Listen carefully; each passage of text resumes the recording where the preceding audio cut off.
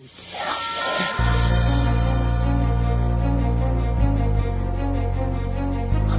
out, man.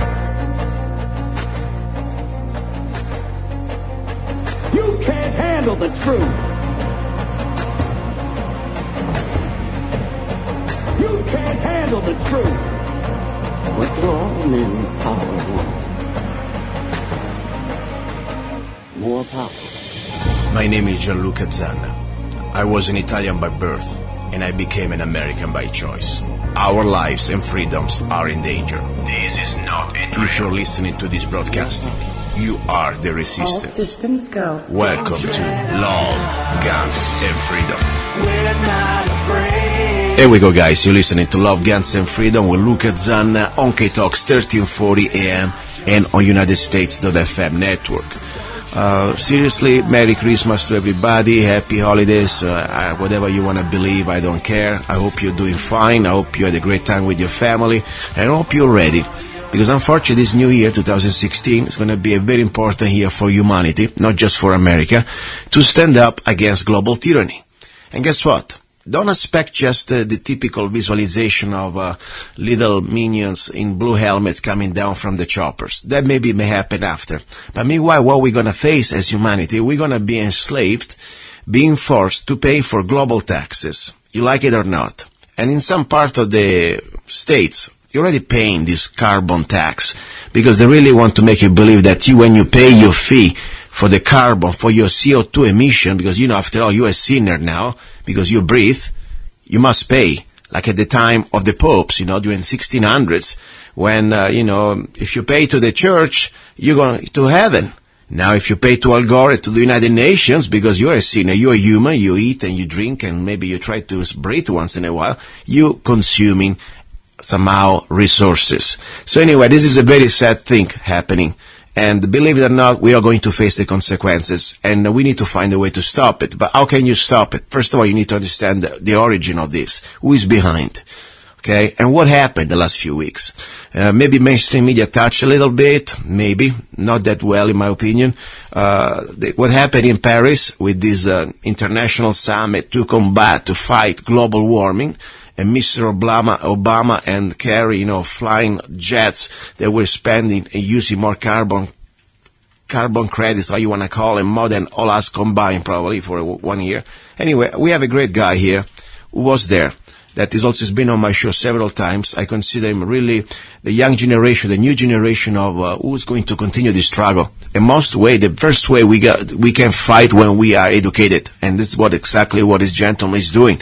He's trying to give us information. He's a journalist, he's a book author, and of course he's an American who really is concerned about global warming. About global government on my brain. Anyway, his name is Alex Newman. He's also the correspondent for one of my favorite magazine, The New American. Alex, are you there? I'm here. Thank you very much for having me, Luca. Thank you. Thank you again for your time and everything you do. I follow you. I read the New American magazine, and I also try to follow everything you do around on Facebook. Now, where are you right now in this moment? Are you in Paris or some other part of the world? No, I actually just left Paris a few days ago. I'm in Scandinavia right now, and I'm hoping to be gone from here in a few weeks. So perfect. You were there. You've been following in details what's going on. I want to try to make this simple for the average person that normally does not care, because think nothing's going to happen anyway. You go back to your regular life. First of all, what happened in your words, in simple words, what happened in Paris? What was called the event? How was called the event? Who was there? And what type of decision they made for us, slaves? Sure. Well, essentially all of the leaders of the world, leaders, dictators, mass murdering gangsters of various varieties who represent the United Nations. They had 150 heads of state coming together for this COP21, the 21st conference of the parties. Now, essentially, this is the global warming circus. Every year they hold a big conference, one of these conferences of the parties, and they agree, that global warming is a big problem. Humanity is the cause. We need to spend more money on global warming. We need to spend more money on ourselves, blah, blah, blah. And so this one was the biggest one ever. Actually, this was the biggest gathering of government leaders and so on in the history of humanity, as far as we know. So that's big. And essentially they decided they created this treaty/non-treaty. It can't be a treaty because then the Senate will have to ratify it, but it is a treaty, saying that we, the masters of the universe, us, Obama, the Chinese dictator, we agree that global warming is not going to go more than 2 degrees. And to accomplish that, we're going to, for example, send $100 billion per year of wealth from Western countries to third world dictators. Wow. We're going to regulate and restrict emissions of carbon dioxide, the gas of life, as scientists know it. Yeah. We need to create a system to account for and report all emissions from all sources in the economy to the United Nations so that we can meet these pledges. You're going to have regional entities like the European Union and the African Union and the Union of South American States and the Eurasian Union allocating carbon budgets to each country soon.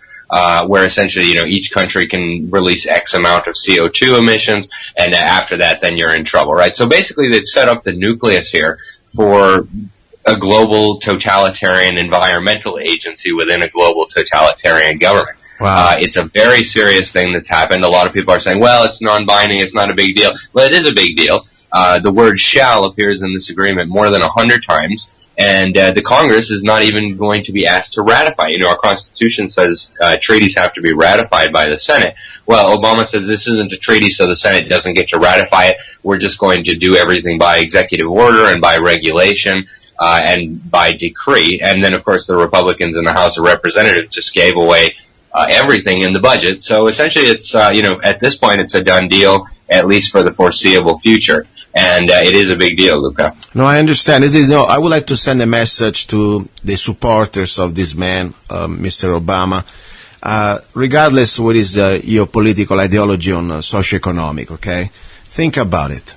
Think about if you really want to be under a dictator, somebody that completely disregards the basic foundation of a republic. In this case, we're supposed not to have a man who bypass Congress like that and acts like a king. Tomorrow could be the other guy, the other side, or whatever side. There is no difference, in my opinion. But think about it. How can you put up with such act of tyranny, you Democrats, who still support this piece of crap? Seriously. I'm disgusted. I am sad because I realize that this evil can flourish when, unfortunately, not enough good people speak up. That's why. Because, millions of us should be enraged. Say, what are you doing, you scum? Going there in our name, you. And by the way, we know that it's a lie, and I'm telling you, I'm not trying to, let's say we want to have a debate about global warming. Well, let's talk about it. Well, that's fine. Let's bring science. Let's not bring the mantra. Let's not bring this sort of almost, how you want to call it, people under hypnosis. It's like a cult. And we know that, you tell me, there's been many cases at the United Nations, even some officials from the United Nations admitting that the data about this global warming, they're all wrong. They were falsified. That's exactly right. I think cult is the best term to describe it. Actually, one of the people who caused the global warming movement a cult is meteorology professor emeritus Richard Lindzen at MIT. One of the top meteorologists in the world, who realizes that this man-made global warming scam is exactly that, a ridiculous scam. And so he says the movement is like a cult, right? No matter how much evidence you show them that their religious beliefs are incorrect, they continue to cling with it, just with even more absurdity. So then they start saying we need to put people who don't believe their theory into jail and executing them. So they're really at the point of kind of derangement, and it's understandable because the science is all fraudulent. One of the things that happened in Paris that I thought was interesting was we had 2 counter conferences filled with top experts and scientists from around the world explaining why the entire premise of the UN's global warming charade is false on every level. Carbon dioxide, the gas that we exhale, the gas that is produced by every human activity, the gas of life that all plants need to survive, is not pollution. This is the gas of life, again. So the entire idea behind the UN system here, this notion that this carbon dioxide is pollution and it's causing global warming, is false. And the facts are clear now, but the global warmers just keep getting more and more ridiculous and trying to make you believe. So it's a very bizarre situation, especially to be there. Exactly. And I'm sure many listeners, average person even, all you need to have a little brain. You understand why they're doing this. This has nothing to do with saving the whales or saving the bear or saving the environment. This is about global control. When they can control every human activity, and they can tell you how many times you can flush the toilet, or how many times you can burn wood to warm up, or many times, you can eat, because even food is going to be taxed on the global warming and the CO2. After all, the cows, they fart. And I'm not trying to be funny, it's true. They're trying to pass the tax on cows and animals just because they emit CO2. This is insanity. It is all about global fatalism. It's about global Middle Ages. Like going back to the Middle Ages, where pretty much there's going to be a very small amount of humanity, if they are humans, I'm not even sure anymore, this elite, they can control all of us in every aspect of our life. And there's going to be a lot of death. Many people are going to die, by the way. When you start to create this sort of control on human productivity, that means many people are going to starve. Many people cannot even warm up during winter. I mean, can we spell it out for the average person that maybe think, Paris, after all, who cares? It's there. They think that this treaty is just not going to change their daily life. This is going to change in everything, don't you? Can you tell us a little bit in which practical way maybe the average American is going to start to feel the pain of all this tyranny? I think what you just described before your question was a huge element of all this. We need to keep in mind what this means long term, and you're right, it means a lot of dead people. But as to what it means to the average American right now, well, the Heritage Foundation did an interesting analysis. They found that we're going to have trillions of dollars worth of lost GDP due to higher energy costs, due to, and when you have higher energy costs, of course, you have higher costs of everything. Millions of lost jobs. I think $7,000 per person in lost income. So we're talking huge consequences if all of this craziness is implemented. But beyond that, essentially what they're saying is the poor people of the world need to stay trapped in poverty. They cannot have access to reliable electricity, to energy. Instead, maybe we'll give them a windmill or a solar panel that doesn't work. And, we're expected to believe that this is in everyone's best interest. This is ridiculous. We're condemning millions of people to early deaths and to perpetual poverty under the guise of demonizing this gas of life as if it were pollution. And, the entire premise, again, is incorrect. One of the things that all these scientists at the counter conferences emphasized is that, every UN climate model has predicted increased global warming as CO2 concentrations increased. Well, for the last 2 decades, we've had a good amount of CO2 going into the atmosphere. Global temperatures have not moved at all. There has been no statistically significant global warming in 18 years and 9 months now. So Every model to base this all on is false. It's a fraud. And still, we're expected to give up trillions of dollars in wealth for global redistribution, and we're expected to submit to tyrannical controls on every element of our economy and of our lives under the guise of this fraudulent theory. So, it's unbelievable that they've managed to get it this far. Listen, you were in Paris on the streets, you walk around, and that happened after that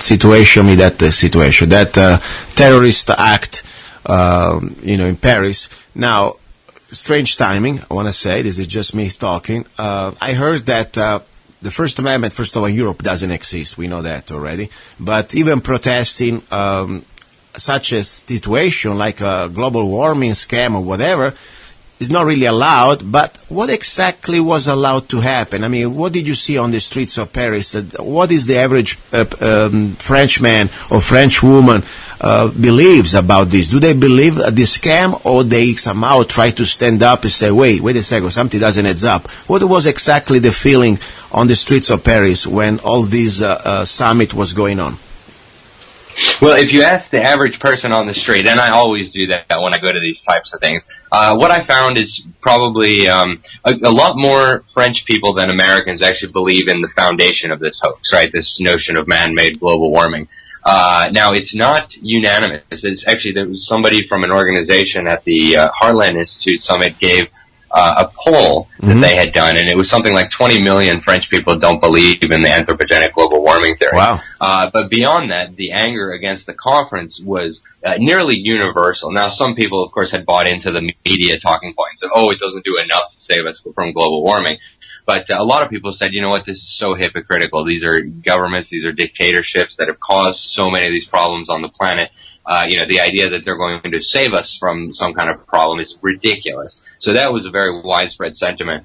But at the Summit for Climate Realists, organized by French climate realists, you had such a wonderful group of people, scientists from different European universities talking about what a scam this was. what was going on at COP21, and just a lot of everyday French people, engineers, civil servants, all different walks of life who realized this fraud. And I had such a great conversation with a nuclear engineer there.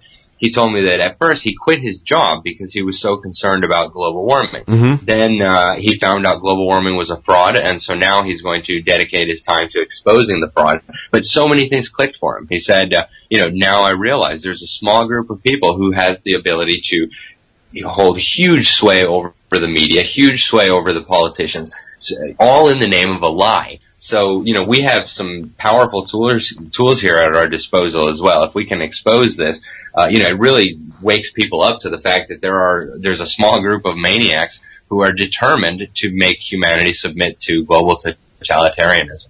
Yeah, and it's exactly always a cui bonus, cui benefit. At the end of the day, we say who is behind. There are different, of course, final goals. I really believe at the end it's not even the money anymore.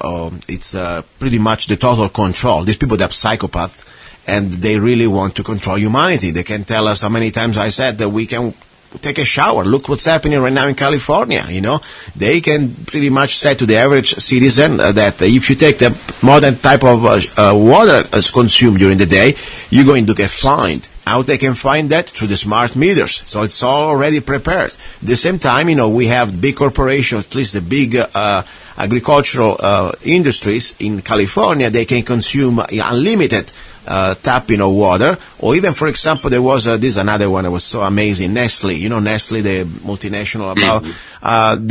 They were found just a few months ago that they've been taking without any type of even funny permit. Normally you pay a fee and you can tap into the water, okay? Nestle is one of the main distributor of water. Normally water like, for example, Arrowhead, it's controlled by Nestle.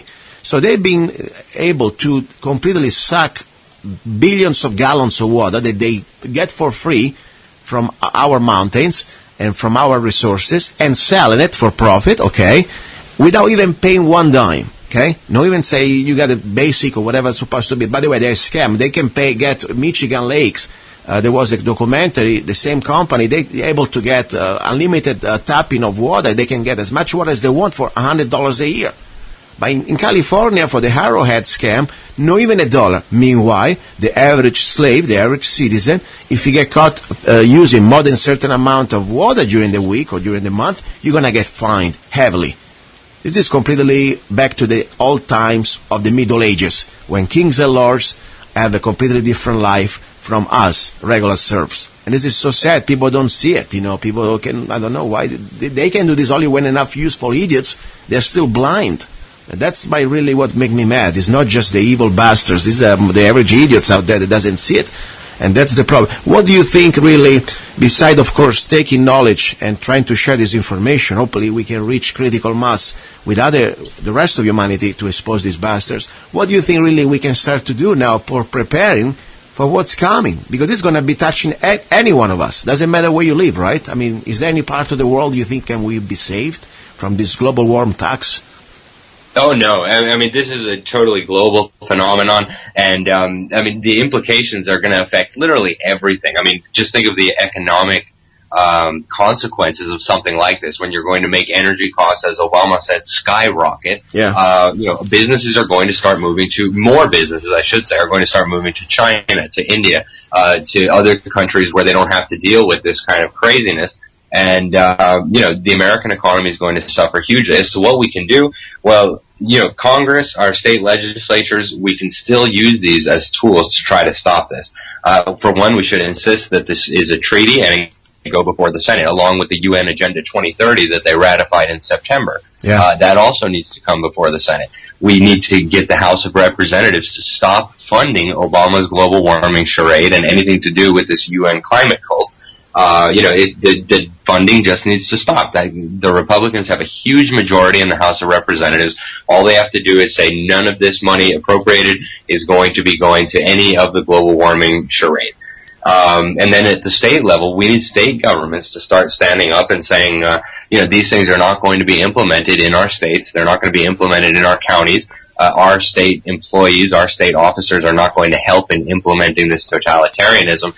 So we have a lot of tools that we can use, and we need to do that. But like you said, also education, I think, is going to be probably the most important thing at this point. People need to educate themselves on the phony science that the United Nations is using, on the agenda that's being pursued here. You have to see through the marketing schemes and the nice phrases that they use to understand what they're really up to. And then we need to educate others in our communities and so on. And, of course, our elected representatives to be able to turn the ship around. Yeah, I believe, I'm glad I'm talking to you today a little bit, I tell you, because even I'm very positive and I always have hope and always say, till there is life, there is hope.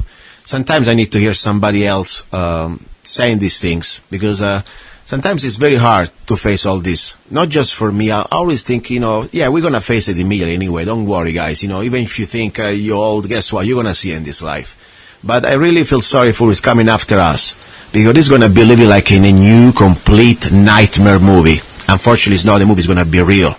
And we owe it to the next generation. We cannot just give up. We can't. We have to try everything we can. And I tell you, you're right. We have to, first of all, to start to remember this Congress. I don't care. Maybe, it's so sad when they go to Washington. These people, they become transformed, complete liars, most of them at least. I don't know how we can do that, but we have to find a way to really start to mobilize. Like people can go to the stadium and fill up that empty space with 50,000 bodies. You better start to prepare yourself to fill up and surround your congressman office with your body if you have to, on this issue at least. This is so important. That's the only way they're going to start to feel. They need to see your presence. They need to see you're alive. Otherwise, these people, look at, for example, now the Republican leadership, Ryan. I mean, how can you even fake it to be proud to be a Republican when you know that you've been conned so many times?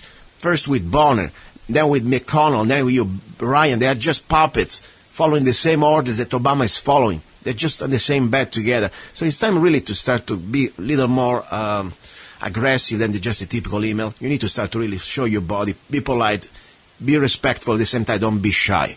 Because they are selling us out. But I believe, yeah, we got to do something. And also another thing I want to ask you, sometimes I'm getting really, really emotional on this. This is so bad, I don't know. What really you think at this point? We have a micro world. It's our little life, okay? I mean, we have the big world that we cannot change immediately, but we have our little family, our little house, our little place, to try to at least be prepared, because when the food is going to be skyrocketing, when you have your electric bill is going to be more expensive probably than your mortgage, you got to start to have a plan. What would you do for yourself to try to prepare your family for what's coming right now? That's a very important question, and I think it's something that everybody needs to give some thought to. Of course, we can't predict the future, but based on current trends, it's, quite prudent of us to think about where this is all going and how to be prepared. And so, I tell people, try not to be in debt. Try to make sure you have savings. Try to make sure you have some cash on hand. Try to make sure that you don't have all of your savings invested in, say, Federal Reserve notes or U.S. denominated assets. Mm-hmm. And I can't tell people what they should buy, but, there's all kinds of assets out there that tend to do good during tough times. And yeah, I mean, it's something that people need to think about, think what is the worst case scenario and just make proper risk assessments and decide what you need to do. And, it's not to be paranoid, but what they say, hope and pray for the best and prepare for the worst. So. Yeah, and also, I think really it's time to regroup in like-minded communities. I really believe that, because they will come to your door even for this enforcement. I mean, people maybe don't realize that. When they start to enforce the different carbon taxes or carbon credits or the different type of regulations at county level, at city level, I mean, this is going to be like a completely a revival of tyranny 201 or 2.0, 2.0, like when you see the time during the Bolshevik Revolution come and get you during the night or during the Nazi time. I mean, think about it. There's already now regulations, not Congress, just because the EPA said so, because Obama said so, that for example, wood stove, if it is not the latest model with all the different filtration, it probably is going to cost you $3,000 to have a little wood stove. It's illegal. You cannot buy it anymore. It cannot be sold anymore. And I wouldn't be surprised pretty soon they're going to make it illegal to burn wood at all. Or even if you have a well, you must have a permit and you must pay the tax for every gallon of water that you have. Because that's water doesn't belong to you, belongs to the United Nations. What do you think? You think, am I too crazy, or you think maybe in the near future we may face something like that, and it's time to regroup in like-minded communities? What do you think? Well, you're absolutely right, Luca, that is essentially the end agenda of these maniacs. They want to create a totalitarian global system in which they control all the resources for themselves, and everybody else who survives, and which is not going to be everybody, is treated as, a serf. And ideally, these serfs should love their serfdom. So, that is exactly what they want. As to whether they'll get it and whether they'll get it soon or not, it's hard to know. Yeah. But, I would say that it's something that we should be concerned about, and it's something that we need to work as hard as we can to avoid, for our own sakes and for the sakes of our children and grandchildren and for the sake of our fellow citizens and of our republic. And so, I say we got to keep working, as much as possible until there's nothing more to do. So, please, Democrats, listen, I know many of you, they're awake, at least I hope you are, but the one that you're still believing into this mantra, into this cult, don't be proud. Don't just be full of pride. Just try to be a human being for a moment. Forget about the politics. I'm talking to you like another human. Wake up. Seriously. Don't be an idiot. Don't be a jerk idiot, because your arrogance is going to make us pay for the rest of humanity this travesty. It's going to be a technocratic tyranny that probably is never going to end if we let it happen.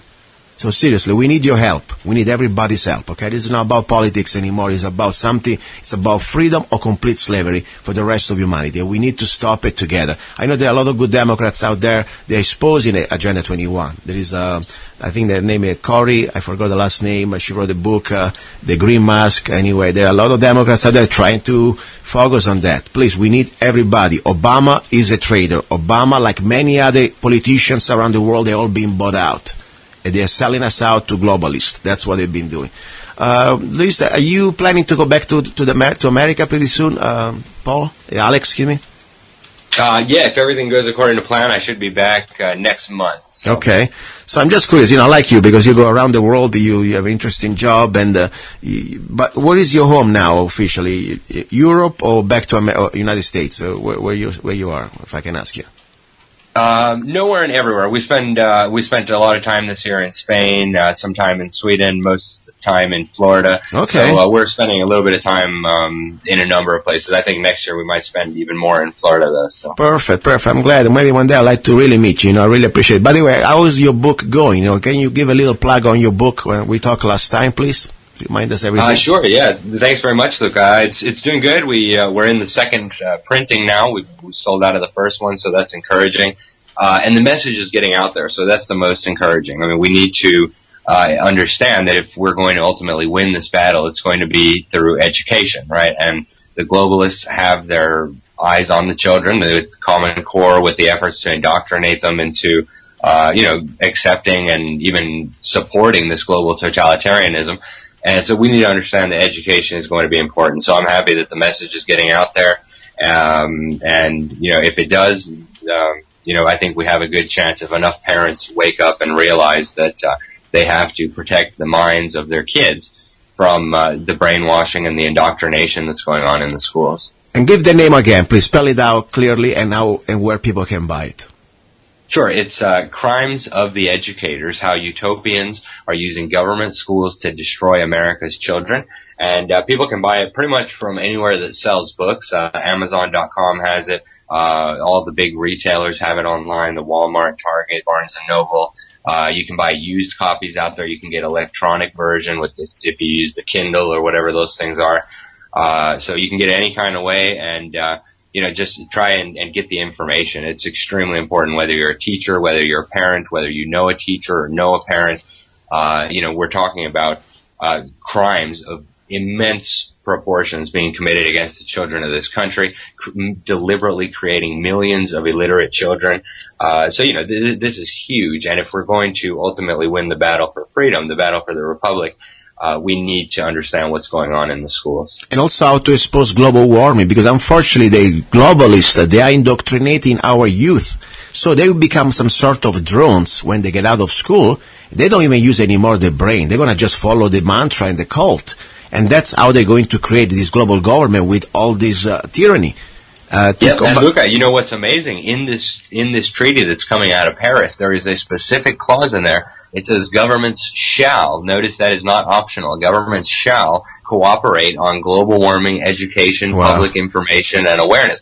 So basically governments agreed that they're going to unleash more global warming propaganda in the schools, more global warming propaganda in the media, until people are sufficiently indoctrinated into this hoax that they'll accept the kind of ludicrous policies that the UN is proposing.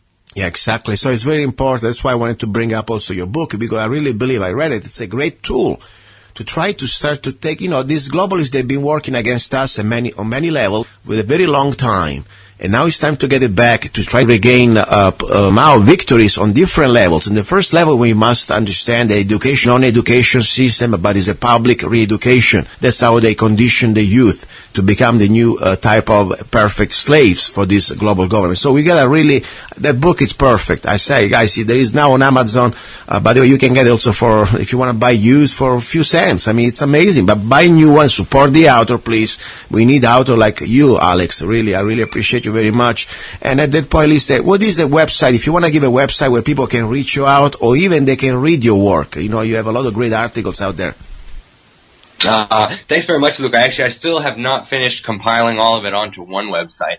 But if people want to read, most of my articles are on The New American, thenewamerican.com. I write for and have written for all kinds of other publications, WND, different magazines and newspapers, so you can always just Google me as well. And then, I'm on Twitter also, and eventually I'm going to put all this onto, one website where people can go. So thanks very much, Luke. I appreciate it. Thank you, Alex. Listen, I appreciate you very much. Have a safe trip back to the States or wherever you're going to be. Stay safe with your family, and please be in touch with us when you have any other, I don't want to call it exciting, terrible news from these bastards, okay? Okay. All right, you too. Thank you so much, Luke. Thank you, guys. Hey, guys, don't go away. You're listening to Love, Guns, and Freedom with luca-zanna, and I remind you, I'm on the show. I want to do this show because I really believe it's an act of love, and it's my duty. I have no desire, honestly, to spend hours during the week to be on the air. I couldn't care less. But I really think this is the time every one of us needs to try to do their best to wake up the rest of humanity, even if you start from your family member or if you start from your neighbor. Let's do something together. Don't go away. Please, more news and more facts about all this mess we're living through. You're listening to Love, Guns, and Freedom with luca-zanna. He's a songwriter, a poet, a rifleman, I'm not afraid, and a constitutional activist. I'm not afraid, Italian by birth, I'm not afraid, American by choice. Gianluca Zanna. I'm not afraid. And his new CD, Love, Guns, and Freedom. 16 powerful songs on one CD from the heart of a patriot.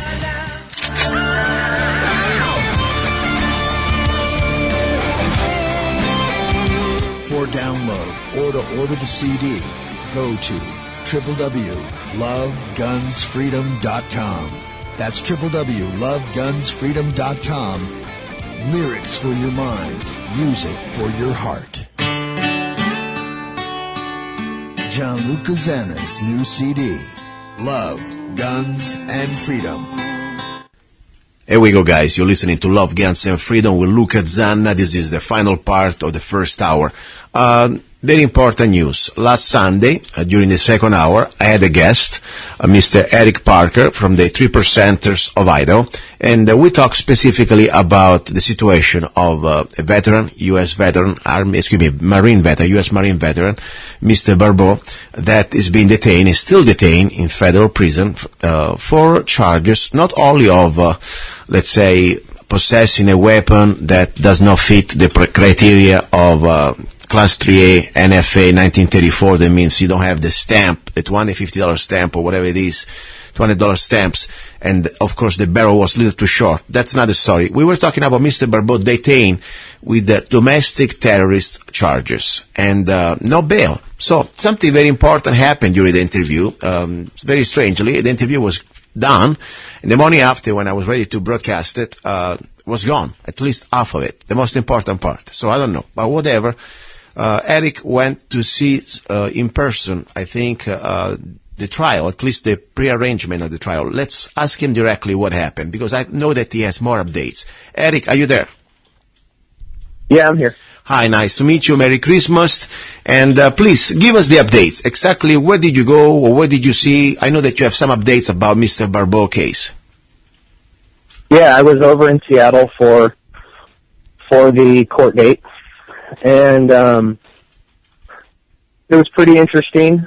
I showed up to John Ritzheimer playing Blaine Cooper, reading the Constitution, and they were playing it over a PA system in front of the federal building. Wow! So that was kind of epic. That was nice.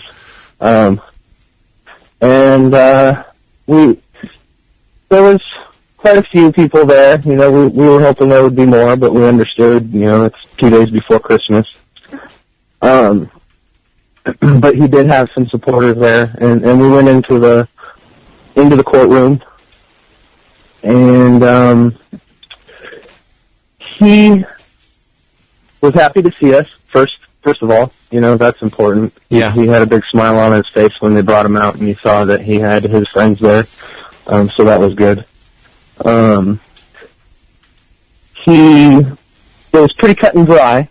You know, the interesting part is that during the charges, none of the domestic terrorism stuff came up. Nothing about ties to domestic terrorism, nothing about this bag of explosives that's missing in the woods that the Allen family helped him hide. All these things that the FBI and the media were talking about and alluding to. Not one of those things came up in that courtroom. His only charge is possession of an unregistered short barrel rifle, no tax stamp. Mm-hmm. And that was it. Wow. Now that's no joke. It's carrying 10 years. Wow. It's a 10-year sentence possible. So, you know, I'm not making light of it by any means, but the interesting part is all of this narrative that they've been spinning for the past 2 weeks, not one thing came out of the prosecuting attorney, the judge, not one iota of any of that. So, you know, what to make of that, I don't know. You know, do they know they don't have a case? I don't know. If I can do they just want to smear his name in the media? Let me ask you something. This is important because this, you know, I'm not a lawyer, but normally the prosecution must provide the evidence, or at least to make the case. You know, you can just start to add these things later. I mean, whatever you have, bring it on now, because then also this man right now is in jail and he has the right to post bail. But so far, seems like that the reason why at the beginning they didn't want to allow him to post bail because was this domestic terrorism, very gray area, big word, but no foundations, no proofs, and now they don't even bring it to the judge. So it's just pretty much like all they have on him. It is the short barrel, the no stamp, and of course we know very well that can be very hard if they want to throw the book at you, because that's, I think it's at least, you say 5 years or 10 years, or whatever it is at least 5 years. Wow, 10 years because you don't pay a tax. Because you didn't pay a tax. Wow. Right. An unconstitutional act. Yeah, I mean, like tomorrow they want to put a tax. I was saying after, you know, our interview was cut off, I was trying to bring it back. You know, think how much, you know, guys, if anybody believes in the Bill of Rights, and forget about if you believe or not that, you know, you like or not guns or whatever, but if you believe in the Bill of Rights, if you have freedom of speech, you believe that the government should allow you to have the freedom of speech only if you are able to pay a tax. Because that's what it's about, that 1934 National Firearms Act. It would be completely unconstitutional, just thinking about, because you can exercise that right, that doesn't become a right anymore, but now is a privilege, because if you want to do it, you must pay a tax. So next time, let's say when you want to go to vote, you must have a tax. You must pay a tax. For example, you must have a special ID maybe, okay? Or you must have something that normally the average person cannot have. That's so wrong. Or even better, freedom of speech. You can speak only if you have an insurance or you pay a tax to the government. So that's the bottom line. And right now, it is not even just some sort of, they're trying to put, I mean, this stuff is real. I mean, people go and their life get ruined and you can go to jail for years, okay, and become a felon and no more gun rights. Now, the point is, what did they say about bail, since this was the only charge? Right, and that's where I was going with that. You know, they didn't bring any of that stuff up that they were alluding to, and then there was still no talk of bail. The court proceeding went really fast. It was, you know, here's the charge. How does the defendant plead? He pleaded not guilty through his lawyer, and that was it. Judge got up and left. Wow. Wow. They gave a date coming up. I'm not sure off the top of my head what the next date is, but it was pretty fast. That's good.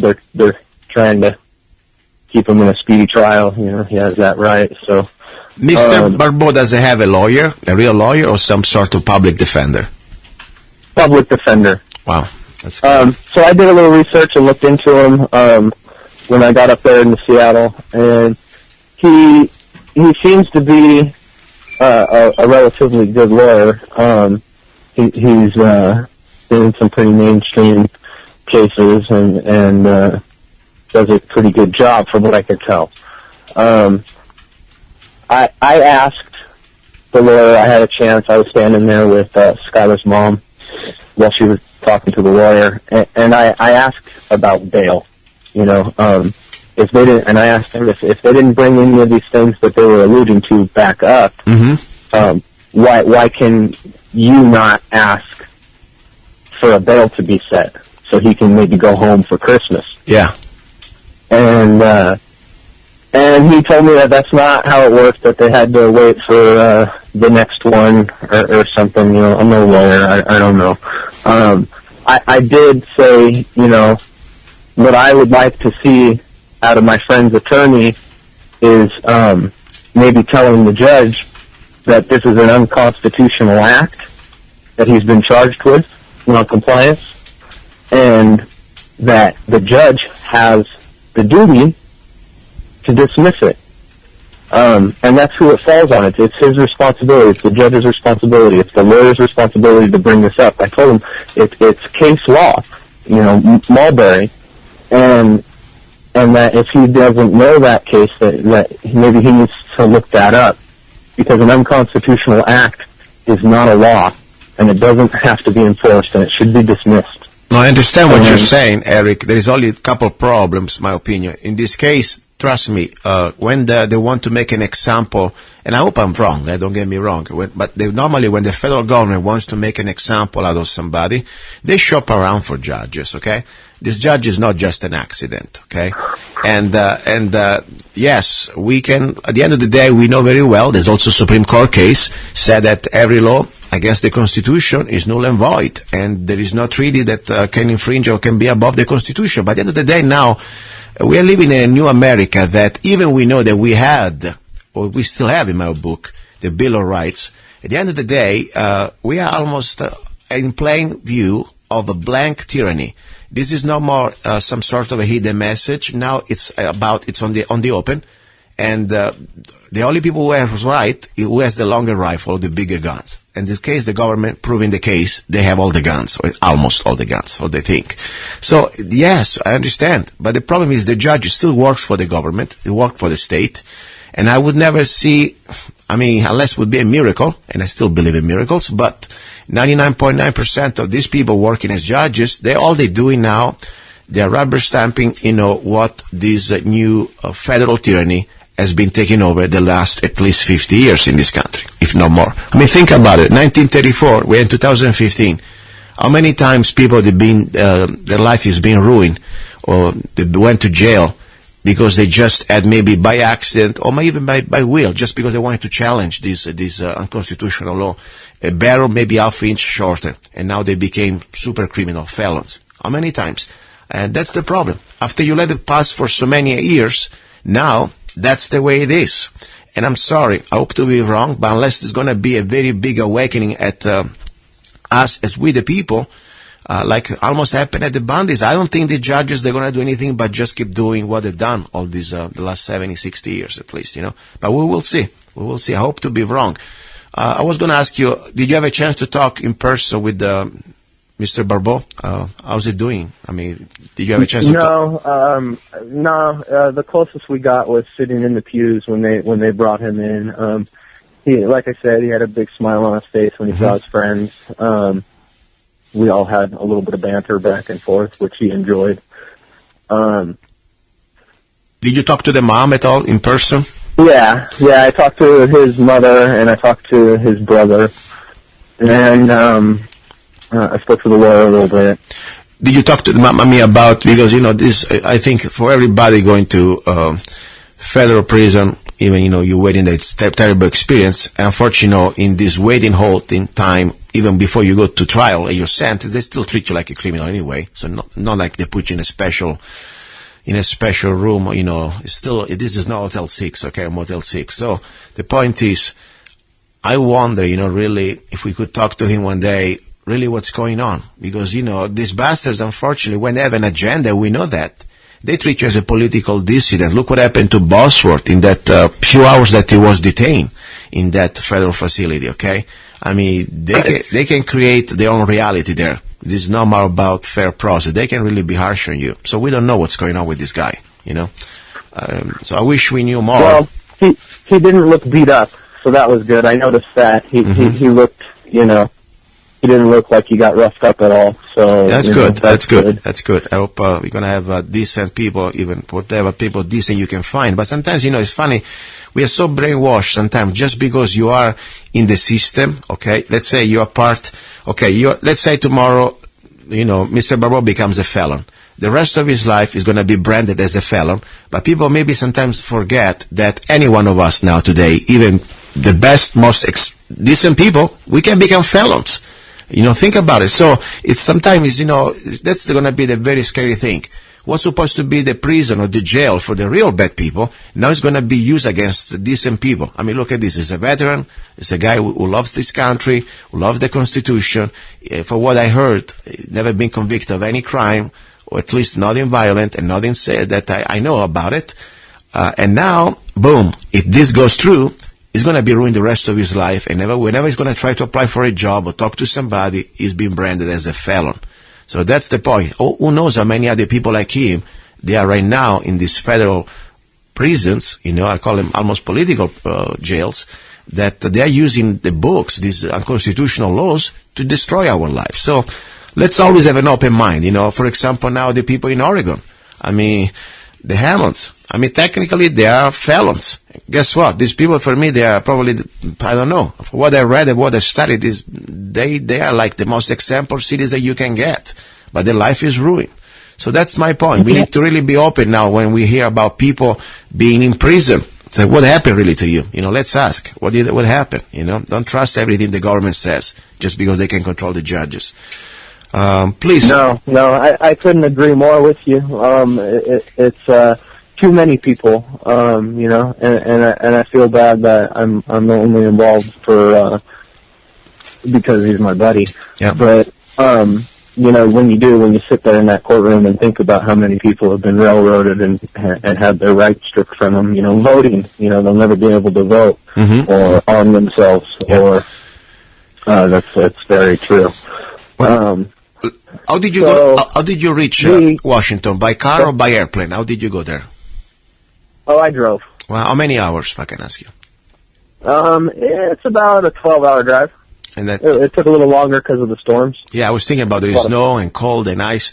And I was thinking about you and John Ritzmeyer, all the way from wherever he's in. Normally he's always around, but normally last time I was in Phoenix. So a lot of people that, like yourself guys, you commit yourself to try to help your friend and brother, and also takes a toll on your family, personal expenses, gas, time, eat, food, lodging. Where did you sleep?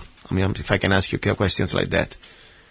Yeah, I happen to this time have family in the area, so I slept there this time. Good. But yeah, it does. You bring up an interesting point. We've been going at this for a year, just, as far as the movement, the 3% of Idaho and working with the Oath Keepers and working with the Pacific Patriot Network. And it seems like, we're driving around the state, every weekend, staying in motels and trying to get communities, engaged. It does. It's an unsustainable dream sometimes. That's why we need to have more people involved. Few of you guys or few of us cannot do it all. We need to have now the average person, wherever you live, start to get activated and active, even just with your First Amendment, even just to speak up, even just to write letter to the editors or be witnessing, anywhere we are. Because unfortunately, this is going to happen everywhere. Now we have some few pockets that are going to be the hot pockets the next few months, like, the Hammond in Oregon or Washington with Barbeau or some other areas. But the point is Nevada, but it's going to happen everywhere. We need all of us everywhere we are. That's what's supposed to be also the local militia. We're supposed not to start to go cross country traveling. But right now, at least you lead by example, trying to inspire others in these areas. I want to give you the floor. Yeah, and that's what's important about the 3% movement. Since we're not a state militia or any kind of organized militia, we have a lot more ability to involve ourselves where we see fit. If people want to support you or give you a donation, you have a website, even just to try to help you out with gas money or things like that. Yeah, we have a PayPal email address, donations at %idaho.org. Okay. And, my vow to you, anybody donating, we use every bit of the funding to build and the website. Again, the website, because probably it's easier to go there and they check you out and then they can give you a donation. What is the website for you guys? So the website, I think it's Idaho or %Idaho. I'm not really sure. The best way to do it is just find us on Facebook. Okay. You enter us into the Facebook and our organization page will come up. If you send me the link, I will post your website on today's show, so the listeners can go to lovegunsfreedom.com, today's show, and they can find out. You know what I'm going to do? I'm going to do on the homepage, even better. I'm going to put your link directly on lovegunsfreedom.com with your website straight to you guys. So if people wants to find out what you do, if they want to give a donation, I really invite you. Okay. Yeah, we appreciate that. Every bit helps, Perfect. Listen, I got 3 more minutes. I give you the floor. I'll shut up. Whatever you want to say. Go ahead, please. So there was one thing. As I was speaking to Skylar's mother in the hallway, there was a group of DHS. There was a lot of DHS around. And you can tell they were on high alert. And you could tell that they probably had a briefing that morning about the right-wing extremists coming. And the fact of it is, I was standing there in the hallway, and a group of them came down the elevator, and I don't know where they were. They were probably in the judge's quarters or something, but they were all tacked up. And I introduced myself to each one. And I told them my name, and I shook their hand. And that's been, I put that on the Facebook, and some people misconstrued that a little bit, and maybe I wasn't specific enough. But my point was to show them that we meant them no harm, and no matter what was said in those briefings that morning, that we're not terrorists, and we're not looking for violence. We're worried about our friend who's being held with no bail. We're worried about our Constitution, and I know that most of them are good men too, and Americans, and believe in the Constitution. And they probably got all hyped up that morning in their briefing about the extremists coming and be prepared to put them down. And wow, that's not what I wanted to make sure that I looked them in the eye and showed them that I'm an unarmed American citizen concerned about my friend. And that's all it is. That they're going to try to pin us against each other, Americans against Americans. That's what scares me about what happened at the Bundy Ranch, and that's why we are so involved every weekend. It's about breaking that paradigm so that Americans don't ever have to point guns at American citizens and tell them that they've been authorized to use lethal force. We don't want that to ever happen again. And if we can open up those communications and show them that we're just people, that they're being lied to, that's our mission. That's part of our mission. I agree. And I think I'm glad you did what you did, because that's very important, regardless that some of these people, they may like what they're doing. The point you show that you have the high moral ground, and you're there as a law-abiding person, and all you want to do is support your friend. And at the end of the day, this Homeland Security, they have sons and grandsons one day, or grandchildren, and they will pretty much leave behind the America that they are creating now with their inactions or actions, depending on what they're doing, to their children. So they need to understand now what's happening to Mr. Barbeau. It will happen to maybe one of their sons or their daughters. So it's very important you did what you did, because we are not the enemies. Unfortunately, the enemies is trying to divide and conquer. That's what they're doing.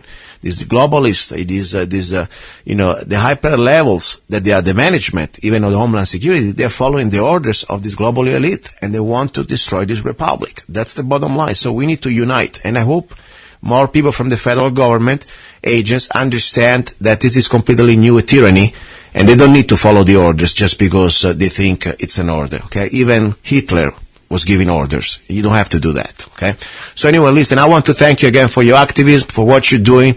Hopefully, I always believe in miracles, believe it or not, but I believe that the most important miracle is going to be the American people must wake up, and up with millions of us, millions. So every one of us can do a little bit. And doing that, we can keep it peacefully, and we can take this country back in the system, within the system. Now, Eric, thank you very much, and Happy New Year to you and your family, okay? Yeah, you too. It's good to talk to you, as always. Thank you. And please, guys, don't go away. You're listening to Love, Guns, and Freedom. We're going to be ready now for our number 2. We have a great guest, Cope Reynolds. We'll talk about some great gun talk and also some training. And also, don't forget, our number 3, I have my own little recipe, how to defend our freedom and how to stand up against the New World Order. It's going to be my little, let's say, analysis. After many years studying and going through this situation, I give you my solution, at least my humble solution. And if you want to keep supporting the show, I'm not here begging for corporate sponsors, but I need your help. You can go to lovegunsfreedom.com, or you can go to zanna.com. One of the things I do for a living, I write songs. You can download any of my songs for just 99 cents, and doing so, we can keep the show free from any corporate control. Thank you very much. Be ready for our number 2. You're listening to Love, Guns, and Freedom with luca-zanna. White revolution, rebirth of a nation. Now it's our time to show who we really are. Revolution, a peaceful solution, but we're not afraid to stand for what is right. The day will come when we'll all be gone. What are we waiting for? Let's live with honor. Let's go. They've pushed our limits. Where's our pride? Are we already dead? Or are we still alive? Look at the... You're listening to Love, Guns, and Freedom with luca-zanna on United States .fm network. Here we go, guys. You're listening to Love, Guns, and Freedom with luca-zanna on KTOX 1340 AM and United States .fm network. This is the hour about guns. Let me tell you something. I really like to read, document myself, and have an open mind to everything, because there's always something to learn. But then there are people out there that they really put a lot of effort and great websites to share great information, not just because they heard about it, but they really tried, and they have it. This week I was going to talk to you about also this situation, this scenario, that sometimes, not just for personal self-defense against animals on predators on 2 legs, but sometimes you have to go to places like in the wilderness, maybe in the bushes, And you may also find, of course, always the scenario that you must defend yourself against potential criminals, because don't get me wrong, if you go, for example, in some part of some national parks, even especially with the southern borders with Mexico, is very dangerous area. At the same time, also you may think that there are other type of predators, like for example, maybe bears, maybe big dogs, maybe wolves, maybe, I don't know, could be mountain lions. And maybe your average caliber that normally we carry for self-defense in an urban environment, like a 9mm, a 40, or even a 45, may be not enough. So the question is, what is a good solution in case we have to go into the wilder area, like in the bush or in the woods, in some sort of scenarios that we may face big size predators like on four legs? Funny that I was just, on Facebook, I like to look and research things, and I'm a friend with our friend here, Cope Reynolds, that has been on the show several times, and he did a great article. I really like the way he writes. And also he writes not just because he heard things, he writes because he does things. I like that.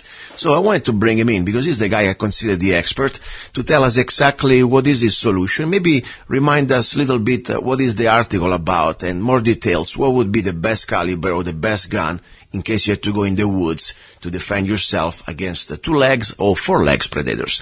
Cope, good morning. How are you? Good morning, Luca. How are you this morning? I'm okay, and I really enjoy reading your stuff. I like your style when you write, and I like also your topics. So I'm so glad, first of all, you're here. And I wanted to thank you, by the way, before we go into the article, I was able to test your Glock kit, dry practice kit. At the beginning, I had a little, problem to fit the final pin, but that was me, my little bit of my inexperience to put the trigger pin back together in the right way. But after that, it works really good, and I like the things I can do safely in the house. And it is a great tool. I'm really glad. I also want to thank you for putting up that idea out. Well, good. Thank you, and thank you for inviting me on here. I appreciate it. Perfect. Now, hopefully we have a better signal. I don't know why. Somehow, when I start to talk to you lately and some other people, my signal, my internet slows down. I don't know, maybe just a coincidence. Let's see. Anyway, listen, tell me a little bit about, before we go ahead, tell me a little bit about, first of all, your website, where people can read your articles, because you got a beautiful blog. What is the name of the website? It's called The Shooting Bench, and you can go to theshootingbench.info. And I don't write on it as much as I should, nearly as much as some people do. But once in a while, I get a strong inspiration to write something that I think that it would be beneficial, and I take the time to put it on there. And I wish I had time to write on it a lot more, but it's best I can do. But just go to theshootingbench.info, and you can find it there. Sometimes I always say quality is better than quantity. So it's better to put less out, but good stuff, than put a lot of garbage, okay? So good job. Thank you. Anyway, tell me a little bit. I'm here. I'm a regular guy. Normally I carry my Glocks like you do or whatever. Normally for self-defense environment, situation like in a urban environment, I normally carry my 9, or sometimes I go to my 40, but it's the same platform. Now, you made a good point out there with your article, that people sometimes try to say, the good gun for the outdoors when you go out in the, let's say, bear country, or some sort of, environment you can find big animals out there, would be maybe a 44 Magnum or a revolver with the type of calibers. But you have also a good theory, practical tips. Tell me a little bit about what would be for you the best gun for the outdoors, for the type of scenarios, and why. Well, the fact is, Luca, that, people like you and I that carry all the time and shoot a lot, chances are pretty good that you could stop. And there are documented cases where grizzly bears have been stopped with everything from a 22 on up. Of course, there's a lot of cases, I guess, where people get eat trying to stop them with a 22 also. Yeah. But, so I want something that is, because I carry a Glock, 24 hours a day practically, and 7 days a week. The familiarity that I have with it, I think when a grizzly bear or anything, a lion or whatever, they just killed a 200-pound lion right over here across the road from my house this weekend. Yeah.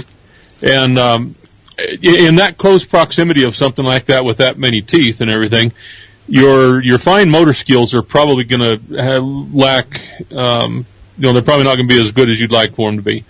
So there's no reason for me to try to change from one type of gun to another. And where with the Glock, I'm familiar with the reloads, I'm familiar with the trigger, I'm familiar with the presentation. I mean, everything is committed to memory and how would you put it? Habitual, natural, and it just happens because I do this, a million times a year, just like you do. And so I think that there's a lot in that in that type of a situation. Yes, it's not as powerful as a 44 Magnum, but with my hand loads, it's really close to a 41 Magnum. I would rather have 15 41 Magnums in, a second and a half than 5 460 Weatherbys in probably 2 or 2.5 seconds, and then be forced with a 3 or 4 second reload that I probably wouldn't be able to accomplish because the guy's chewing my arm off. Yeah. So I think that when you take those things into consideration, no, I wouldn't go hunting a grizzly bear with a 10 millimeter. I don't think it's the perfect thing for a hunting situation. But when the grizzly bear is in camp with me, when he's in my tent with me, trying to get my sleeping bag with me, then I think the 10 millimeter is more than enough. And to deliver, I forgot how many grains it is, 3,000 grains of lead or whatever it is in just a second or so, I think is plenty of bear medicine when it comes to a situation like that. So we were legal for in a lot of places. It's legal for a deer and everything. I killed a mule deer with mine. It's been 4 or 5 years ago now. Wow! At 112 yards. Wow! And went through both sides of him. So it's plenty of energy out there. Plenty of energy. So we were talking about as a solution for the listeners that in case you have to go to this sort of outdoors areas that you may find big animals like a bear or mountain lions. That in Arizona we have, by the way, we have brown bears and we have mountain lions. I have mountain lions on my property. I know lives in the wash. So the point is, people may say normally the average answer would be, okay, let's bring a big revolver as a personal defense, and the 44 Magnum. Sometimes also they try to push the 357 with some loads, 357 Magnum. But the idea is, as you said, if you always train with a Glock, or at least with a semi-automatic, let's put it in this way, okay? And then out of the blue, and I tell you something, I don't train with a handgun, with a revolver almost at all. I mean, I like to shoot it once in a while, but I never train for self-defense because I'm used to use one gun and that's my Glock, the one I train every day, or at least whenever I can. So it's very hard to think that then you're going to start to, under stress, switch to the best you can be, shooting a revolver that, of course, you have the limitations, and one of that, it's, as you said, limited capacity. So I must tell you something. Now you give me the inspiration, because I never had the 10 millimeters. I always stop at 40 or 45 with the Glocks. And for a reason that normally I say, I don't really need the 10 millimeters after all, because I know that in the urban environment would be an overkill, it would be overpenetration, it would be a lot of problems. But now I really think I'm going to buy one. Seriously, he gave me a good maybe Christmas gift idea after Christmas. Okay? Yeah, the 10 millimeter is probably the best for personal defense. Would it do the job? Sure. But there is no question. When I went through both sides of that mule deer at 112 yards, there is no question in my mind that I'll go through both sides of a big man at 5 yards. Yeah. And it's going to have lots of energy left. So the 40 or even the 9 millimeter, whatever, you've got a lot better chance of that target absorbing closer to 100% of the energy than with the 10 millimeter. Just because it has more energy doesn't mean that it's going to expend more energy into the target if it leaves the target, if it exits the target. Yeah. A lot of that energy is going to be wasted downrange somewhere, possibly in your neighbor's living room. Exactly. Exactly. But, for the specific situation that we were talking, to go out in a different environment, like, for example, in the woods or in the bear territory, I think it's a very good solution. And also another thing, first of all, the recoil factor. I never shot 10 millimeters, I must be honest, and it's something I need to do as soon as possible now. I'm freaking out. I need to get 10 millimeters on my hands. But normally I have my 44 Magnum or 357 Magnum. And I tell you, as much can be fun, and of course you can always choose a different type of loads. When you start to get hot loads, the 44 Magnum is not really fun. I mean, it's something you do just because you have to, but I wouldn't like to practice with the 44 Magnum just because, beside the cost of the ammo. And also the reality is, under stress, I mean, you don't have that type of accuracy you would have probably with a semi-auto. For example, if you can compare the 10 millimeter hot loads with a 44 Magnum revolver. I'm sure it's easier, but you tell me, what is your experience when you shoot those two guns? What is the most comfortable in the recoil and the different follow-through shots? Between the revolver and the Glock and the 10 millimeter? Yeah, 10 millimeters. Well, yeah, I was going to mention that the recovery from recoil in a large caliber revolver is, for the average person, you and I might do a little bit better than average, but for the average person, it's probably 3 or 4 times longer to recover and get back on target, which most people probably won't. They'll pull the trigger as fast as they can, and a lot of those targets a lot of those bullets will probably miss. And then there's also the problem with, and this has been documented many times, of people that have emptied their revolver, and instead of immediately going for a reload, they continue to pull the trigger on empty chambers. Click, click, click, click, click, click, click. So if you're going to do that, you might as well have some more ammo in your gun to keep going. Recoil-wise, the 10 millimeter in the full size in a Glock 20 is extremely manageable. It's very comfortable. In the steel-framed guns, if you take like your Smith & Wesson, it's a little bit sharper than the Glock. But the Glock is probably, maybe 15% or so more than the 40 caliber. Okay, it's not a lot. It's comfortable. I've known several women that shoots 10 millimeter and they like it and they have no problem with it. My wife has shot the 10 millimeter and doesn't think any more about it than she does her 9 millimeter. It's not a difficult gun to shoot. Wow, I'm really excited now. So maybe I need to upgrade. I'm normally a 9 millimeter guy because I like trying with the 9. I like to carry the 9 or 40 sometimes. Just switch the gun, the 22 or the 17 Glock. But now I'm really excited about this idea. Now, question is, because you know more about me about this 10 mil. First of all, the price of the ammo. Any special brand you like, or you do hand load? Because I know they're a little more expensive, harder to find. That for me also was one of the reasons why I didn't want to explore the 10 millimeters.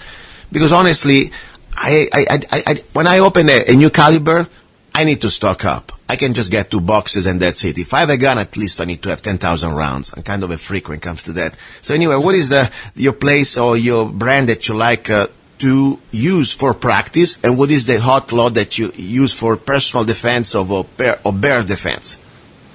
Well, look or buy some of the most expensive stuff on the market. There's no use getting a 10 millimeter because the stock, the average, the generic 10 millimeter that you buy on the market is neutered so bad that it's only, most of it's only 50 feet or so more than the 40 caliber. If you put a good stiff load in a Glock 35 40 caliber, you're nipping right at the heels of the average 10 millimeter. Wow. So if you want a bear gun, you either have to reload or you buy your ammo from Double Tap or from Buffalo Bore. And you're going to spend $50 a box for it. Wow. So if you reload, and once you get your brass, it's really not any more expensive than loading a 40. Wow. You have a tiny bit more powder, but just a little bit more.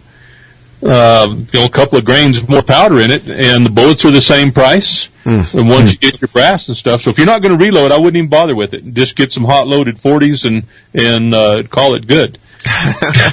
But I get out of 180 grain bullets, I get well over 1,300 feet a second with my hand loads, and buddy, that's scorching for a 180 grain bullet. That kills a 357 Magnum. Yes. And top, you got the beautiful thing. How many rounds normally in the Glock 20 you can fit? The standard magazine holds 15 rounds. 15. Wow, that's a lot. A lot of firepower. I mean, if you got that one in the chamber, then you get 15, 16 rounds of 180 grain bullets at 1,300 feet a second. And my friend, you're well armed. Yeah, no, that's great. I must tell you, also another thing, I want to have an open mind because I don't reload, and I may do one day, but the point is, I like the idea also that you said, after all, the 40 was almost an afterthought from the FBI study for the 10 millimeters. Maybe we can remind to our listeners that the 10 millimeters was some sort of a new novelty cartridge for the federal agency, the FBI, And then, of course, they realized that the average probably shooter out there, the average FBI agent, was too much to hold or too much to practice with or maybe too much cost. I don't know how exactly, but then they downgraded to the 40, correct? Am I right? Well, you're close. The 10 millimeter came out quite a while before that FBI shooting. Jeff Cooper was instrumental in bringing out the first 10 millimeter in a gun called the Bren 10, which is now pretty much obsolete, but there's still some out there. Matter of fact, I think there's a company making some new ones right now. And it was kind of a cartridge and a gun before its time, and it really kind of went dormant for a long time. And then the FBI did bring it back to life. And like you said, it was a little too much recoil in their steel frame guns. The Glock 20 hadn't been invented yet. Just as a point of interest, the Glock 20 was the very first gun ever made specifically for the 10 millimeter. Everything else was a modified 1911 or a modified CZ75 or something like that. So the Glock 20 was the first actual gun designed around that cartridge. And they when they found out that the 10 millimeter was a little too heavy, what they did was downloaded it to what they called the 10 millimeter light or the 10 millimeter FBI. And then Smith & Wesson jumped on there, and they said, okay, we can do this. We're going to put that same power after they had it downloaded. They said, we can do that in a shorter cartridge and put it in a 9 millimeter size frame. So they came out with I believe it was the 1066 or 1060 or something like that. But as luck would have it, I don't know if somebody with Glock was sleeping with somebody with Smith & Wesson, or if they've been snooping through their trash or what, but the Glock 22 actually was the first 40 Smith & Wesson on the market. Yes. Even though Smith & Wesson invented the cartridge and literally had the first gun, Glock beat them to the shelf with the Glock 22. Yes, that's true. Very important. Yeah, that's what the point, guys. Even have an open mind. If maybe you're carrying right now you have a Glock 22, explore also the opportunity to find the right loads that will still give you enough power. At least, of course, it's not 10 millimeters, but it's not something to underestimate if you got the right loads, unless you want to go with the right, of course, specialized load for the 10 millimeters that we said that they're kind of expensive unless you reload them yourself. Now, this is exciting. Now I have another question, because, when I don't know things, I like to ask. I know, for example, you can exchange barrels in the Glock 9 millimeters. I can put a barrel for a Glock 40. But the point is, if you have a Glock 21, 45, okay? Could you exchange the barrel for the 10 millimeters? Absolutely. My friend Jason had done that and carries one routinely, or he did for a long, long time. Now, let me back up a little bit. You cannot put a 40 caliber barrel in a 9 millimeter. That's impossible. Yeah, that's impossible. Yes. 9 millimeter barrel, conversion barrel in a 40, though. Yes, that's what I meant. You can put the smaller barrel in the 40. Yes, correct. Yeah. But now, in the 45, if you take a Glock 21. You can literally drop a stock 10 millimeter barrel in it. Wow. There's nothing else that needs done. You cannot go the other way around. But you can put a stock. It doesn't have to be a conversion barrel. They're the same diameter, the outside diameter. Okay. And it drops right in. And you might look at changing the extractor, possibly the ejector.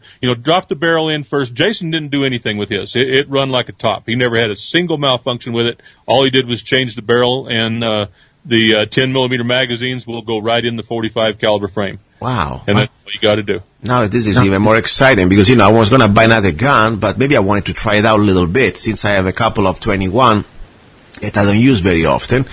That would be a great solution. I can buy a barrel for the 10 millimeters and some mags for the 10, and maybe give it a little try. All right, this is very exciting. I really appreciate the information, because, as I said, sometimes, we are stuck in we are stuck. We use guns for scenarios like normally, urban environment, or even if I have to go through, let's say, I live in the country, still, I don't want to have over penetration. But sometimes when we go in the wilderness, and maybe the rifle, it's a little far away, we always have a gun on us. As you say, you're in your tent, you're camping out, and a bear is coming through the tent. You're not going to be able to get your rifle, but maybe your gun is always with you. Not maybe, it should be always with you. So I think that 10 millimeters, it would be a great answer to many problems out there. I really like, now, since we're talking about ammo and caliber. As I always say, at the end of the day, whatever you carry, practice, you must hit your target. That's the first good caliber that you should carry. Whatever can be able to practice a lot and be able to be proficient. I have one caliber that I've been always away from it, and I try a couple times, and I really don't like it, and I don't like the price. I'm disgusted. The idea it costs double what is the price of a 9. Is the 380. But there are some ladies out there that like the 380, or at least they've been always suggested 380. My opinion is that you can do everything you want better with a 9mm, even have a small frame gun for concealment, then instead of buy the 380. But what is your idea? Do we really need a 380 ACP? Is it worth it? 380 has changed a lot, just like a lot of the other calibers have. With modern technology and bullet research and everything, the 380 is actually, in actual shootings, logs in 70% one-shot stop probability in actual shootings. This isn't just in ballistic gelatin or whatever. And the 38 Special plus P, their highest is 63%. Wow. Or 67, I'm sorry. 63 was 32, I think. But, it's very underappreciated, the 380. Interesting. You remember the guy in the theater that was texting here a year or so ago, and the deputy sheriff stood up and shot him a single time with the 380. Wow. And the 380 went through his wife's hand. The guy's wife tried to push her husband away, had her hand on his chest. The 380 went through his hand into his chest and killed him on the spot. Oh my gosh. So, it works. It's not my favorite, but I'd rather a woman take that and be good with it than to take a 9mm. If you take the Glock 43, not much bigger than the Glock 42, they're basically the same size, but that 43 and the 9mm is, I'm going to tell you, it's way too sharp for you take a 70-year-old woman that doesn't have some of the upper body and strength in her hands, possibly rheumatism or arthritis or something like that. The Glock 43 is too much for her. Okay. The 42 she could do. Good. I'm glad that we talk about it because I don't have much information about it. And, of course, at that point, the price of the ammo is something relatively important because if it works and it gives you less recoil, in my humble experience, what I thought I could be able, maybe because I have a guy and I have different hands and I'm still young. When I shot, both calibers, I wouldn't feel much difference. But that's true. Even the little extra difference, like you shoot in 9mm and you see the difference with the 380 for a woman would be an important factor.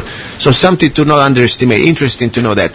The price, of course, it's what it is. Probably it's a specialty ammo, I guess. Normally, when I go to Walmart or I go around, I see I can still buy 9mm for $8 or $9 a box or 50 or $10 top, target stuff I'm talking about, not quality ammo. I can see that when I see that I can still buy the same target stuff, basic full metal jacket for almost $20 for the 380. Say, wow, why that's happening? But I think it's demand and probably just the market's low.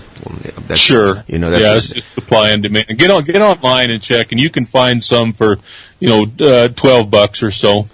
And again, if you reload or start reloading, you reload that, you can reload it for, $3, $4 a box. That's true. Listen, I wanted to remind every listener, first of all, Cope, he goes around and he teaches classes around America. And he has a website. And please give out again your website and how people can reach you for your classes. SouthwestShootingAuthority.com is the easiest way to find it. We've got I need to get our winter schedule up there. I don't have any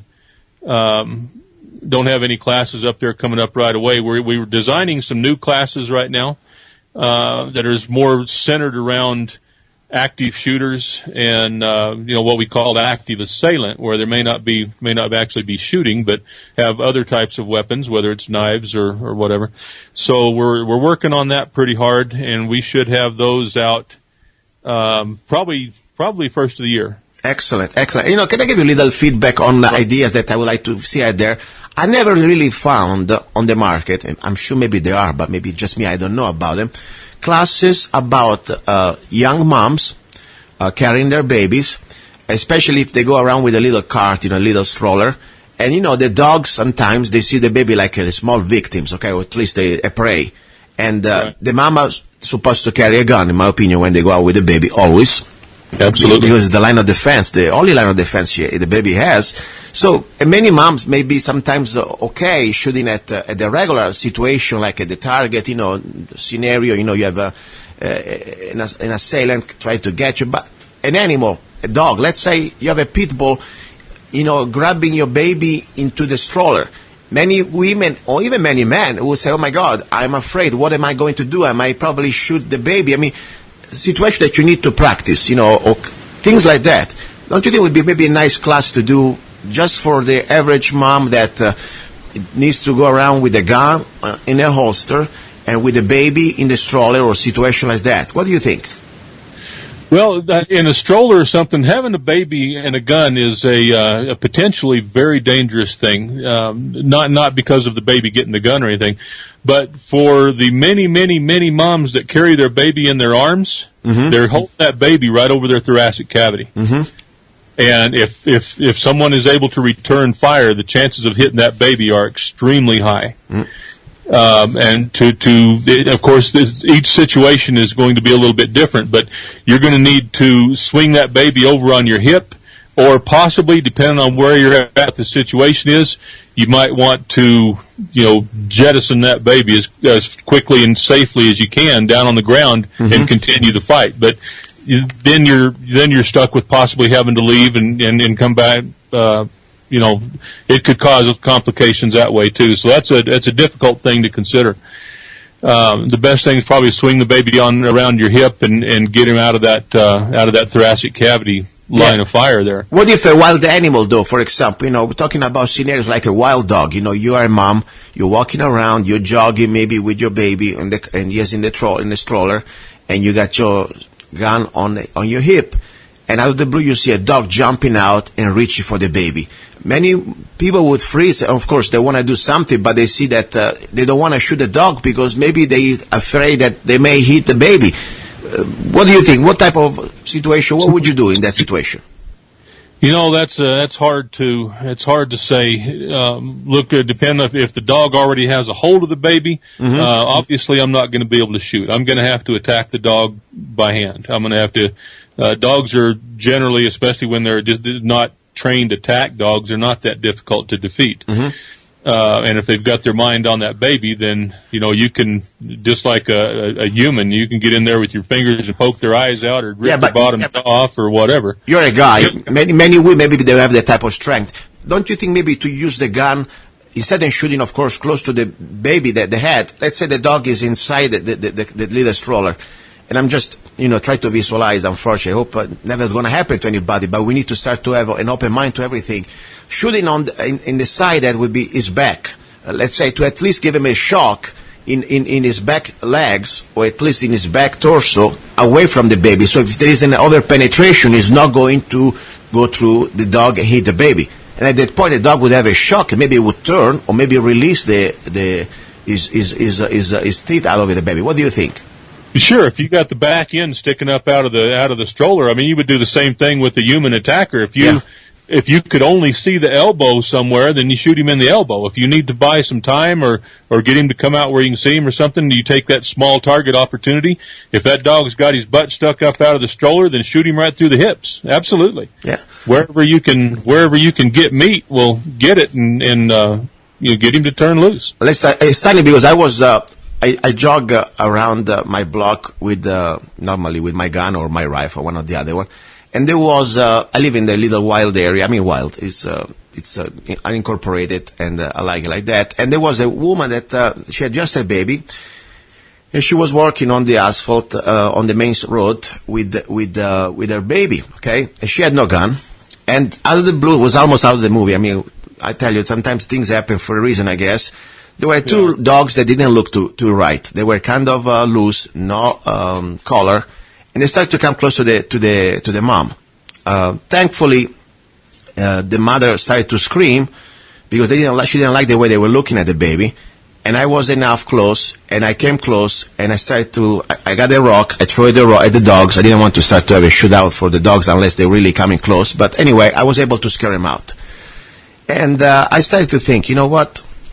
I didn't want to say you should have brought a gun with you because that's not my business. But I say, you know, ma'am, be careful because you come around here, there is not many people walking around. Even if it's around the block, we're kind of, and I know the lady, try at least to bring something with you. I mean, forget a cell phone. You need to bring at least some pepper spray, but a gun would be better, of course. So I didn't want to mind too much my business, but I felt sorry for the baby. So anyway, everything was okay. I didn't have to do anything dramatic, just throw a couple of rocks. But I had my rifle with me. Normally I jog around with my 5.56. And that was kind of funny because there would have been no problem. But the problem is sometimes things that we don't imagine can happen. And I think it would be a great class, even as an educational point of view, for the new mom that understand the importance of self-defense, especially when the dad, the husband is at work and they are by themselves home with their babies and they are really everything they can do, especially in the rural areas like Arizona. You can't wait for the cops showing up in time. You need to have a class, I think, probably just for the new moms. And I think maybe you could be a great person to do it. I mean, I don't know. I just throw it at you, but maybe it's too small of a niche. But think about it. Not many classes out there for the type of situations. For the mother, new mother. I don't know. Yeah, it would be hard to, we have a present class called Counter-Strike that is a non-shooting class, more of a self-defense class, and it is for elderly, physically challenged people that are just weak emotionally, not the kind that don't have and not likely to get the warrior mindset. And so, you know, what kind of expedient weapons do you have in your office on your desk? When you're in your car, what's in your purse, what's laying around, you know, just expedient stuff for people that are not really or maybe they're in a non-permissive environment where they're not allowed to carry anything. Yeah. So what's on your desk? There's, you know, a stapler, there's a bottle of water, full bottle of water is a great weapon. You know, credit cards, scissors, pens, shoes, briefcases, there's so many, because that's kind of what we do with Counter-Strike. And, you know, it wouldn't be too hard to modify that class to cater to the moms out there with little kids with them. Yeah, and especially if they carry a gun, you know, they need to find always the perfect place according to the anatomy their bodies, how to carry the gun safe with them and deliver.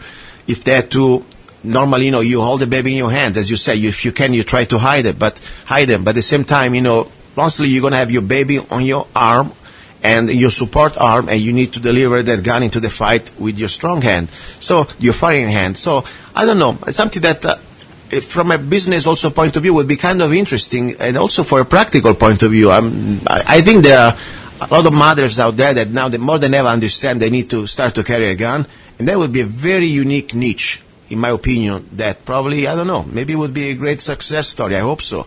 So if you're going to do it, let me know. I'd be happy to know how the class goes, okay? Okay, sounds good, Luca. I appreciate the idea. Thank you. Listen, I want to thank you for your experience, for your input. Now, at least I need to go to look for a barrel for the 10 millimeters and some mags. Any place where you suggest to get this this barrel for the 10?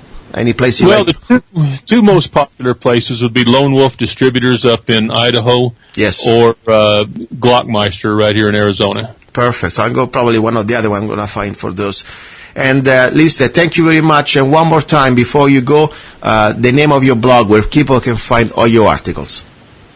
The blog is at The Shooting Bench. Be sure and put the in there, theshootingbench.info. And the website is at southwestshootingauthority.com, and there's links there for my radio show, for the blog, for all the stuff that we do. Perfect. And this was Cope Reynolds, guys, okay? I'm really proud that he's here. I call him my brother in freedom, and he does more than just training guns. He's a patriot. He goes out there, he put his life, he put his reputation, and also his resources. I mean, support the man, because when he goes out and he drives all the way to Oregon, or he drives all the way to the Bundys, he does on his own dime. So we need to support people like him that, besides doing their business, they also give a lot back to the cause. Now, don't go away. You're listening to Love, Guns, and Freedom with luca-zanna, and we're going to keep talking a little bit more about training. This is the second hour, and it's all about guns. He's a songwriter, a poet, a rifleman, I'm not afraid, and a constitutional activist.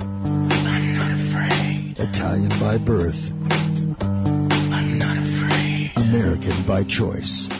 Luca-Zanna. I'm not afraid. And his new CD, Love, Guns, and Freedom. 16 powerful songs on one CD from the heart of a patriot.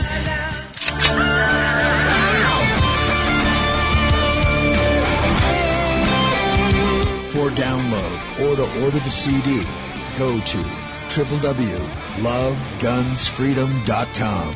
That's www.lovegunsfreedom.com. Lyrics for your mind, music for your heart. John luca-zanna's new CD, Love, Guns, and Freedom. You're listening to Love, Guns, and Freedom with luca-zanna. This is the second hour. It's the hour about guns. We had a great guest, Cope Reynolds, the first part.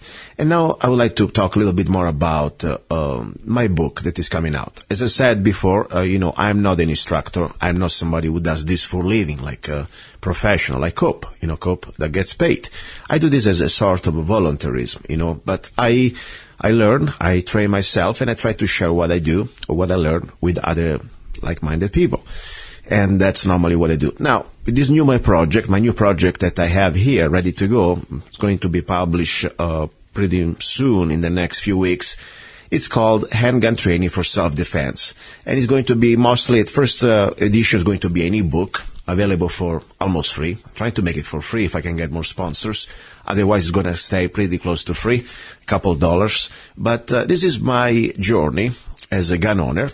Who took this responsibility seriously, to train and to learn and to share what I learned, of course. So it's a book that covers mostly the first part of the curriculum that I learned in the several classes that I attended and distinguished graduate at Frontside, Nevada. As I said in my book, I'm not a Frontside instructor or representative. I'm just a student. But I call myself a professional student. Means that I think I know more than the average. And even I don't charge people for what I teach, what I share, let's put it in this way. So I don't call myself an instructor. But I think I can at least, my goal is to share with people that maybe cannot afford to go to Frontside, or maybe they are new to this handgun training discipline. It's a skill. It's an art. It's a science. It's a both of them. Okay? But for sure, it's something that you need to take seriously. It's a responsibility. When you have a gun, it is not just something you have the gun and that's it. No, that's just the beginning. You must be much more responsible, because when it comes, you have freedom, type of freedom and the type of, responsibility, you must be very sure that you know what you're doing. At least you must learn as much as you can. So Handgun Training for Self-Defense, I would like to share with you more on the air parts of my books. And if people are curious, they can go to handguntraining.tv, and I will upload pretty soon free chapters of the book. And of course, soon, if you join my newsletter, you also be able to get the warnings, at least the message, the notification, when the book is going to be available on Amazon and all the different outlets. Now, today, I would like to speak first of all about the principle of tactics. Tactics is a big word. Normally there are books just about that. Depends what type of, doesn't matter if it's rifle, could be handgun, could be empty hands. The bottom line, there is a tactics for everything. But remember something. In this book, in this Handgun Training for Self-Defense, what I call Volume 1, Fundamentals, I want to cover just tactics in the general, let's say, basic way, okay? First of all, I want to say something. Tactics are not an art. Are not a science, but are an art. Why? Because, think about it. There is not really an absolute rule in executing tactics. Every situation can be and is going to be a little different, okay? But there are some type of general principles and skills that we should master and perfect when it comes down to tactics. You must think about tactics a little bit like the art of painting, If you're a painter, even if you try to do exactly the same painting, it's going to be always a little different. But, at the end of the day, you always use the same tools. So this is a little different from mathematics. So when I say tactics, okay, is an art, or tactic is an art, it is not a science. That's what I meant. Now, let's start to look at the general principles that we use in tactics. Doesn't matter if you're doing it with a handgun, shotgun, or rifle, okay?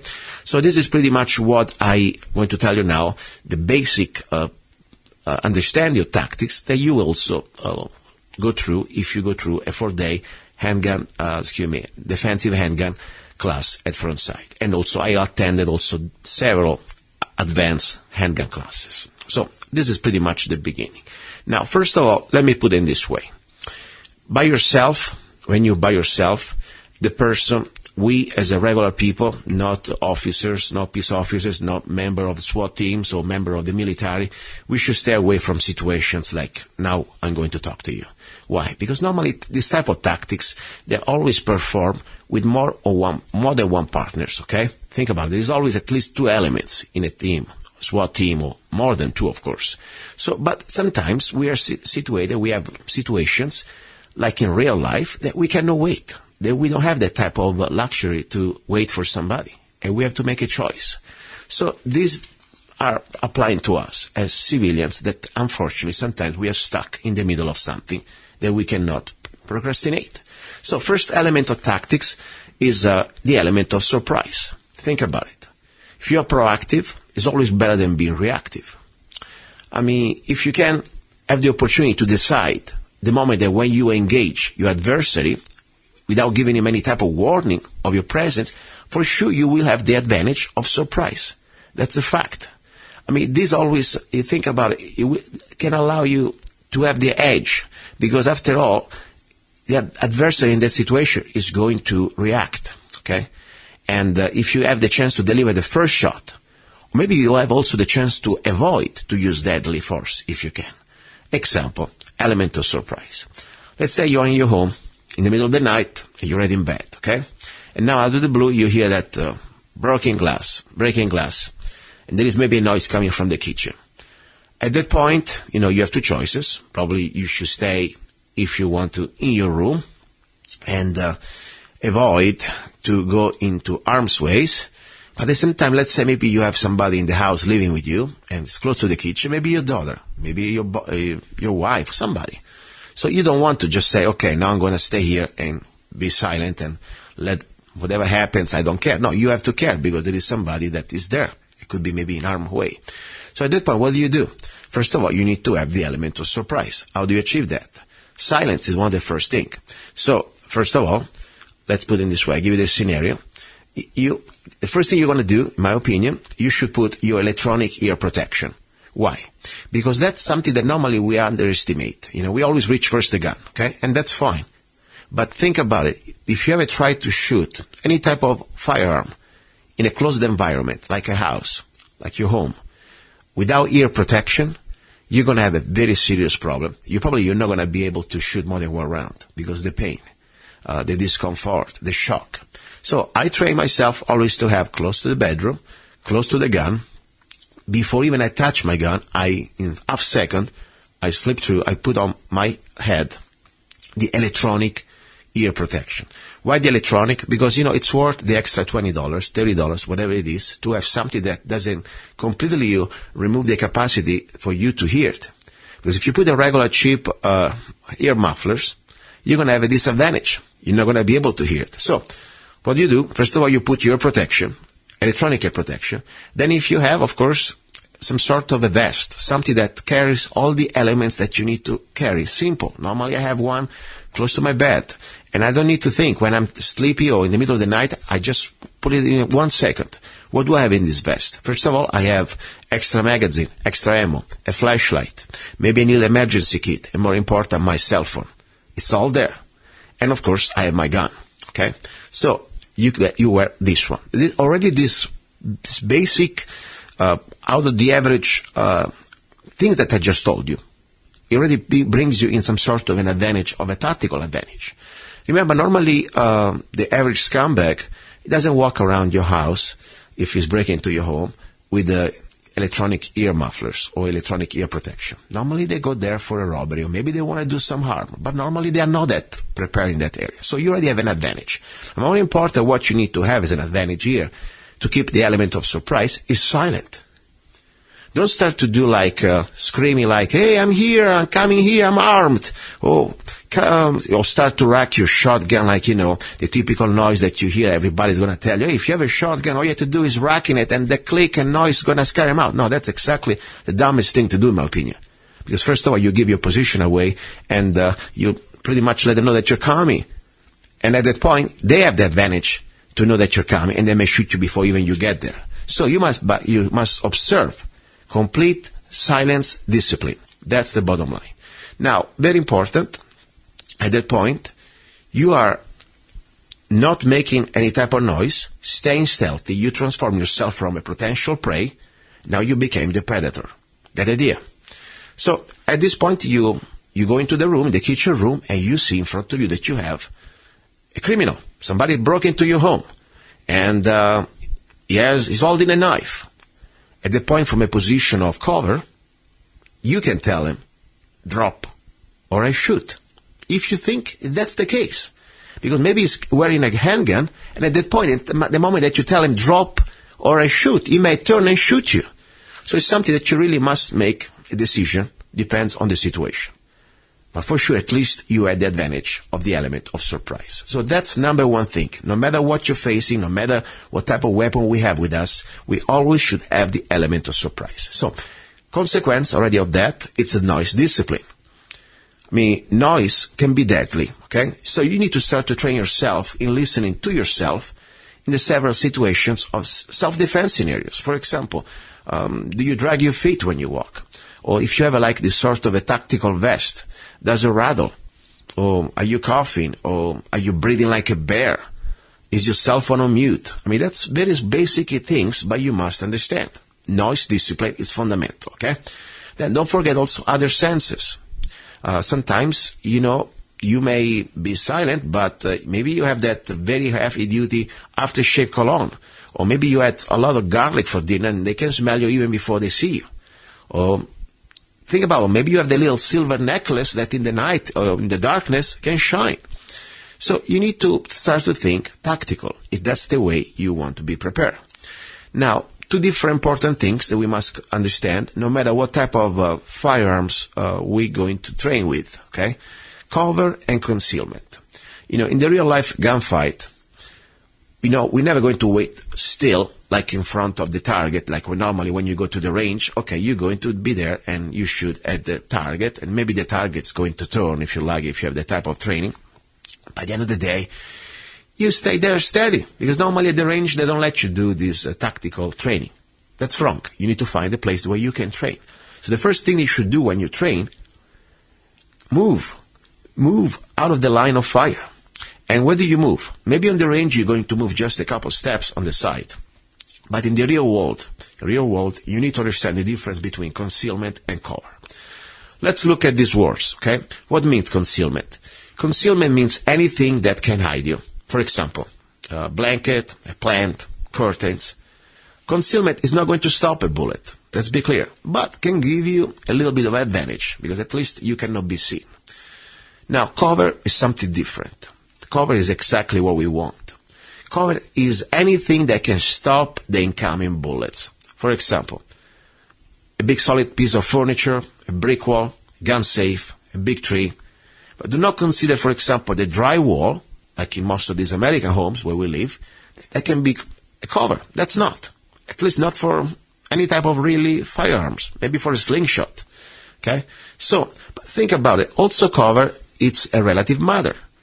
For example, if you're shot with a knife, somebody shooting at you with a 9mm, a brick wall can be a good cover, definitely. But if your adversary starts to engage you with a rifle, like a centerfire rifle, like a .308, for example, a brick wall is not good anymore. So, as a basic rule, you use cover and concealment whenever it's possible.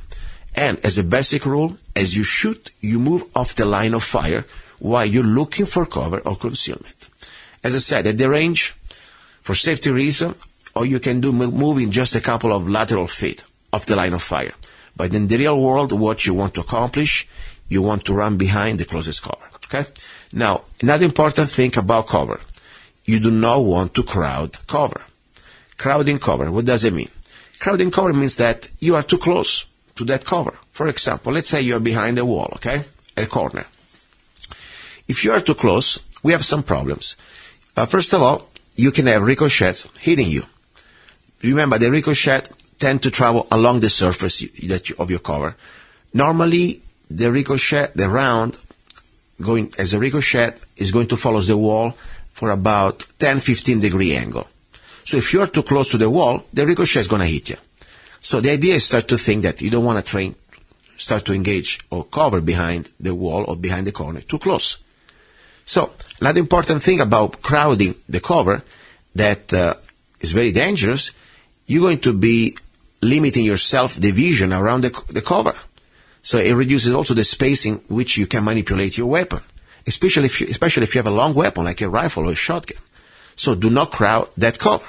And point number 3, if you are too close to the cover, you can give your position away. Because after all, your weapon, it may stick out and the muzzle flash may create also a target indicator. Solution, as I said, just do not crowd cover. Stay at least, enough distance that you're not going to be crowding the cover. Now, distance. Distance probably is one of the most important things that we have in our tactical toolbox. Why? Because distance is your friend. The general rule is keep the distance from your opponent. Because hopefully, the opponents that you have is somebody that is not trained. If you are not trained at a colloquial distance, let's say 3 yards, 5 yards, average scumbag can squeeze the trigger. You don't need to go to school. You don't need to train. Everybody can hit you. But if you are not trained, when you start to go beyond 7 yards, 10 yards, then at that point you need to know the basics. If you do not know the basic, the bad guy, normally, he will miss you. But you have the advantage, hopefully, that you are a trained, law-abiding gun owner. And at that point, you can easily engage the target at least at 15, 20 yards away. So distance is your friend.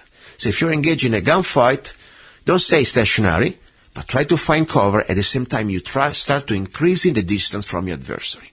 That's very important. Now, another important thing is to start to, at least visualize. Remember, this is just, I'm just sharing with you over the radio some basic concept, okay? This is not going to substitute a lesson or anything, but at least give you something to think, okay? You can start to think. Corners and doors.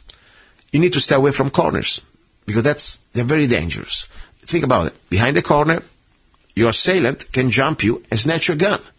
Also stay away from doorways, an intersection, because that's pretty much is the framing. Think about it, it's like some sort of an area that they really get you on target, okay? It's like a frame. So stay away from intersection and doorways.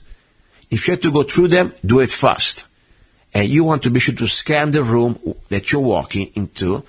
At the same time, you keep your gun close to your body. So when you get close to a door, don't have your gun far away from your body. Keep it close to your chest, close to your stern, close to your body. Because at this point it would be easy to retain. Remember, this manual that I'm sharing with you right now, at least I'm just talking about, I'm not reading it, but I'm just telling you what I wrote in this chapter, is basically for civilians, okay? We are different from the military or the law enforcement. Our goal, after all, is to avoid the confrontation. That's why it's called handgun training for self-defense, okay? The military, for example, has the goal to attack, advance, and neutralize. And so also the police, okay?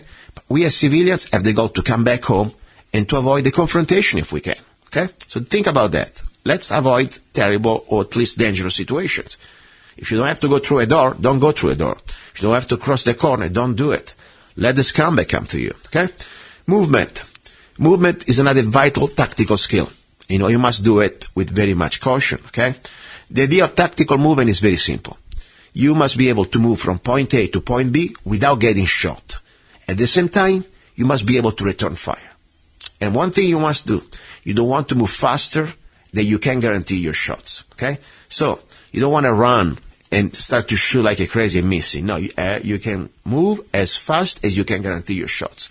Now, shooting on the move, that's a very important technique that I just try to tell you simply how you should do it. And you need to try it, you need to see it. But let me give you at least the hint, okay?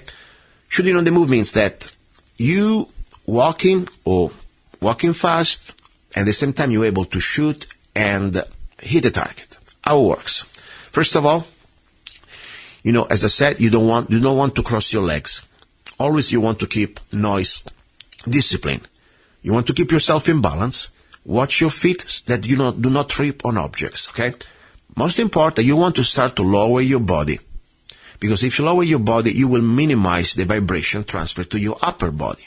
And you want to bend your knees a little bit. So, if you're advancing, that's the very important part, you lay your feet in this progression. Heel to toe. So, if you advance, first, you're going to hit the ground with your heel, and then with your toe. Heel to toe. Heel, toe. If you retreat, you do the opposite. Toe to heel. Okay? That's pretty much the story. You will see that.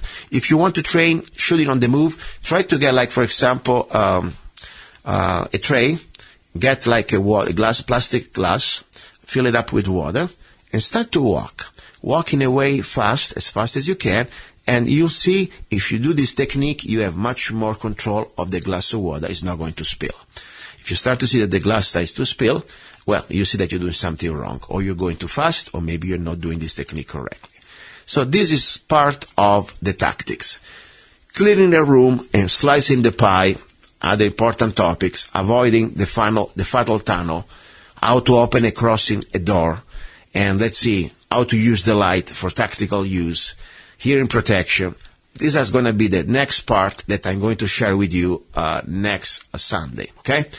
Now, you're listening to Love, Guns, and Freedom with luca-zanna, and we will go to now hour number 3, the hour about love. And we have a special guest from Italy sharing with us what's going on in that part of the world when it comes down to the New World Order, weather modification, and of course also how to defeat the New World Order. Don't go away. Ciao. You're listening to Love, Guns, and Freedom with luca-zanna on United States.fm network.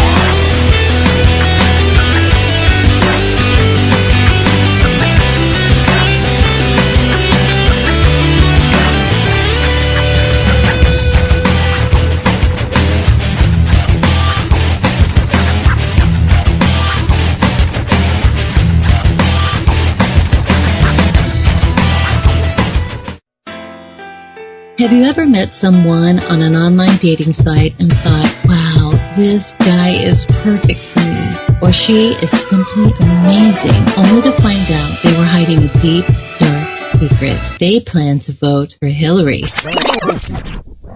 FreedomLovers.us was created for singles who want to exchange ideas and a love for freedom.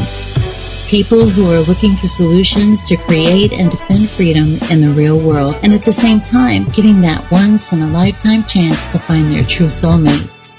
Whether you are interested in meeting your soulmate, making new friends, networking, or hanging out with that like-minded liberty lover, visit FreedomLovers.us. It's the first free dating site and community.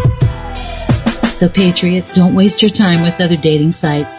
FreedomLovers.us is the place where like-minded singles really... There we go, guys. You're listening to Love, Guns, and Freedom. This is my favorite hour, the hour about love, okay?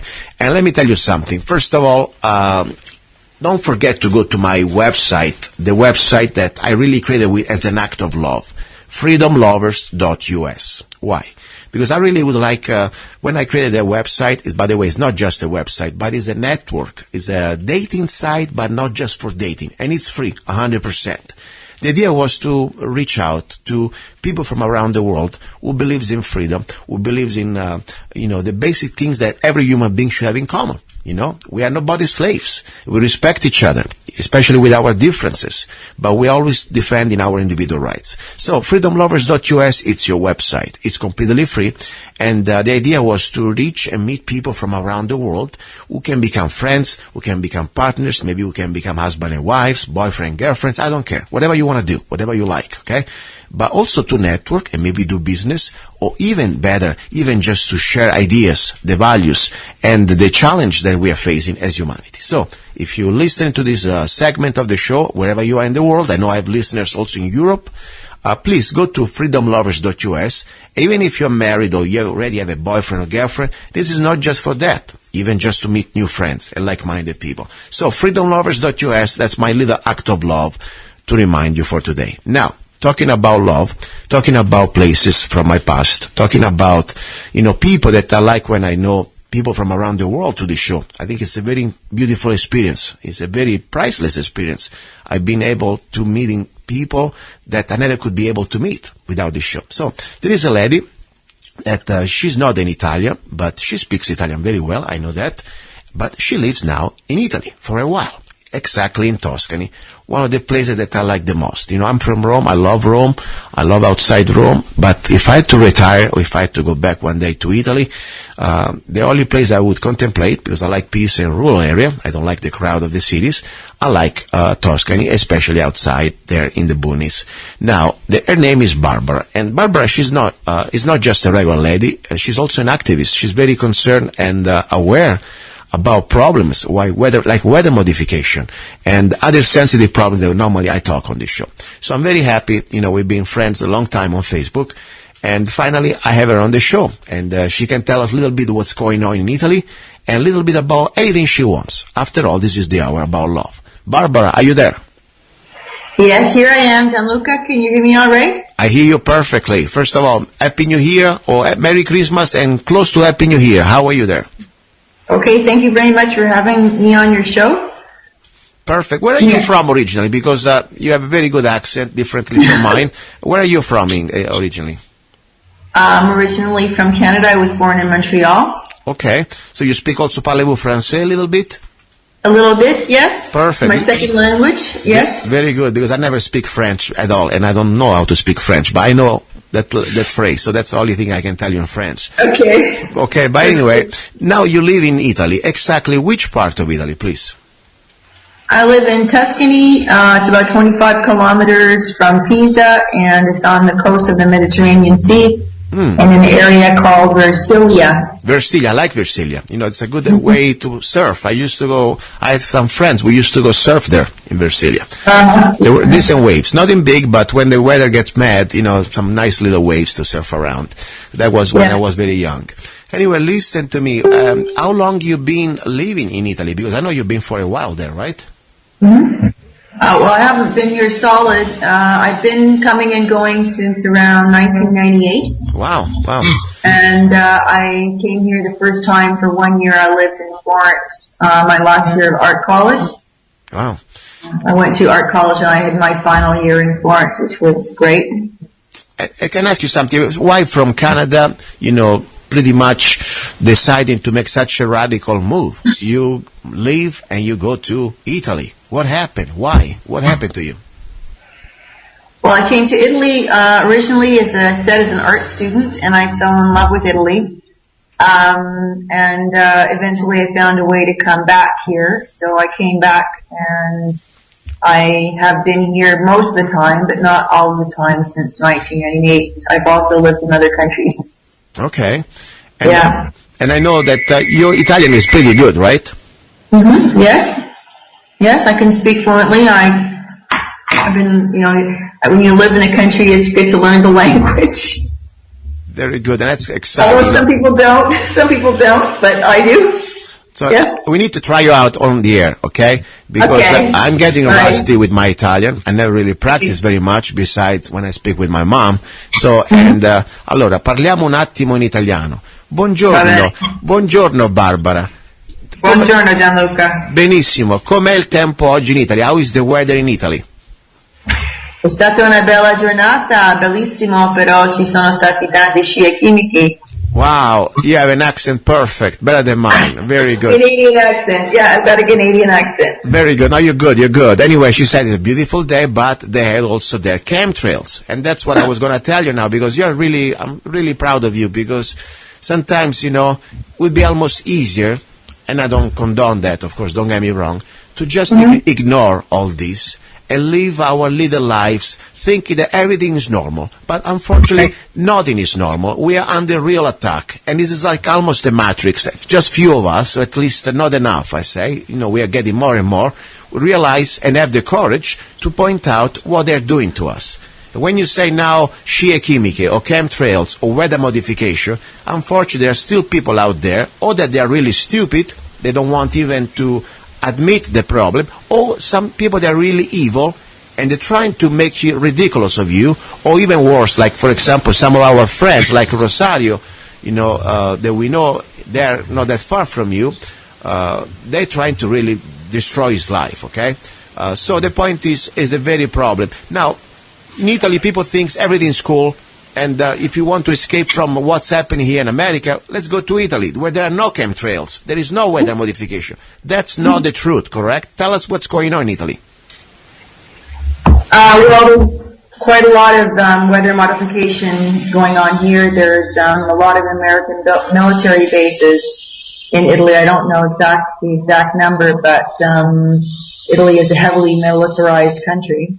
Oh, yeah. And apparently Berlusconi signed an agreement with the United States government which allowed weather modification on the Italian territory. Apparently, you're only allowed to do weather modification on your own in your own country. Yeah, oh, they're doing it legally, but they're doing it here. And on the coast, it's quite heavy for some reason. I don't know. Rosario thinks that they're spraying smart dust on the sea, and that way they can map everything that's happening inside on land. And they need water to spray smart dust, apparently. That's why they spray up and down the coast. They are messing with the weather big time. The all reasons, honestly, we don't know everything, but we know that they're doing it. I have my mother, for example, who came to visit me about 6 months ago here. And, of course, the sky was terrible. She got sick, by the way. And, in America? Yeah, but she came back home in Rome, and she noticed that they're increasing the activities of weather modification so much that she showed me photos and videos. They're doing exactly the same patterns and almost the same frequency they're doing here in America. So much now that she's getting sick also in Rome. And many people now, they start to have allergies, right? Yes. And sort of a strange flu and strange weakness. And I tell you, this is all, there is a connection. Because all they do intentionally or not, I really believe there is a plan, it's a very evil plan, but regardless, even if they were just doing this to modify the weather, that would be poisonous enough. Because this stuff is chemical, or is bacteriological, or viral, and we are breathing it. So it's so sad to see even Italy and Europe. I mean, I saw videos from Switzerland. We have a caller, Victoria from Basel, just a few weeks ago. She showed me photos. She was on the show here with her husband, and she showed me photos of Basel completely crisscross with chemtrails. I mean, there is no more place to go. What do you think about the average Italian person there? Is he awake, or what's going on, or still sleeping with their head underground? What do you think? Well, I think people are starting to wake up. But they're not so much waking up to the weather modification problem. In Italy, there's also the problem of the corruption in the government and in the banks. So people are aware that, the government, the politicians have a very high standard of living, and they give themselves pensions for the rest of their lives, even if they worked only for 10 months. And the average person has to work more than 25 years full-time or more than 30 years full-time in order to have a full pension. Yeah. Which for some people is impossible because they might only have part-time work because there isn't even full-time work available. Yeah. So we're looking at a generation of people that are not going to have pensions because they didn't have work. That's so sad. Yeah. You know, I see more and more, because, we were talking before we started the conversation. There is that movie, Under the Tuscan Sun, correct? That's the right name? Under the Tuscan Sun. Under the Tuscan Sun. And it's a beautiful movie. I watch it myself. I'm not shy to say that. And it's kind of interesting. You see almost this ideal Italy. And did you like the movie, by the way? Let me ask it to you. What did you think about the movie? Yes, I thought it was very nice. It was kind of like a Hollywood version. Yeah. Of course, they didn't really start spraying heavily here, as far as I know, until maybe 20 years ago. In 1998, when I first came here, I wasn't aware of chemtrails, and I was quite aware that the weather and the clouds have changed a lot. Because I'm a painter, one of the things that I observe is nature and clouds. And I've been painting for a long time, and I was lucky enough to be able to observe clouds before they changed. So, yeah, that's true also. By the way, in Italy, I remember when I left in 1998, there was not really any activities like this. Even here in Arizona, I mean, really started like 6-7 years ago at such a high level, okay? So the point is, this is like a new reality we are all living. But also another important thing, what really Italy has become, it is not just, unfortunately, that now weather modification and chemtrails, it's everywhere, also in Italy. But also, for example, this new type of wave of crimes, you know. I mean, we used to have crime no matter where, no matter what. Humanity, it's always some bad people, okay? But I remember, for example, reality when I was a young kid, the criminal situation, the crime situation was different. Now we have people try to hide in their homes in Italy. They cannot defend themselves, and there is no more than just a local criminal. We have criminals pretty much imported from around the world. You know, we have a lot of crime coming from a new mafia, the new type of, for example, there used to be a lot of the Yugoslavian and the Albanian mafia, and then there was the clan of the Albanian breaking into people's homes and kidnapping and stealing. Now there is the Nigerian drug deals. I mean, there is so much more crime. How is the crime situation there in Tuscany, where you live right now? Okay, well, the crime situation has also deteriorated because a lot of people don't have any money even they don't get to the end of their month even if they're working. There's more food banks. As far as I know, there weren't food banks here in Tuscany 20 years ago. Wow. I never saw any homeless people. Now we've got more homeless people, and there's also more crime because, of course, if people can't feed themselves, they're going to steal. Yeah, that's true. Don't get me wrong. We have a lot of local problems too. Italian people has been poor, and there is richer and poorest since ever. But I read the news, even I'm not there, and I still have family there, and I see now there is a new wave almost, okay? The new wave of crime, more and more in the main news. Unfortunately, there is a big part of what they used to call the poorest country that Italy let in, and this is a fact. I mean, on the mainstream news now you have more and more robbery and also beating up, seriously, crimes, heavy crimes, from people that unfortunately they supposed not even be there without a visa. And I'm not trying to pick on anybody, but that's a fact. When you don't have control of your borders, you're always going to have something that is going to lose the control. And now we have a lot of criminals. For example, there was this case just a few weeks ago. This guy was, I guess, from, I think it was North Africa. I'm not sure exactly. But anyway, was a person without visa, was an illegal alien. And bottom line, he didn't pay the ticket when he was on the train.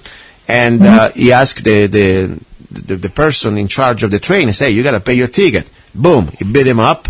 Then the cops came up, two policemen, they got beaten up heavily. And by the way, you know, in Italy you can do a lot of crime, but if you touch a police or a carabinieri, that's a felony, and you go to jail. That's probably one of the few things you used to go to jail. Guess what? This person spent probably a couple of days in jail, and he was released immediately. And I tell you, this is very serious. It's serious because now there is no more rule of law, and the crime, and there is almost a different standard.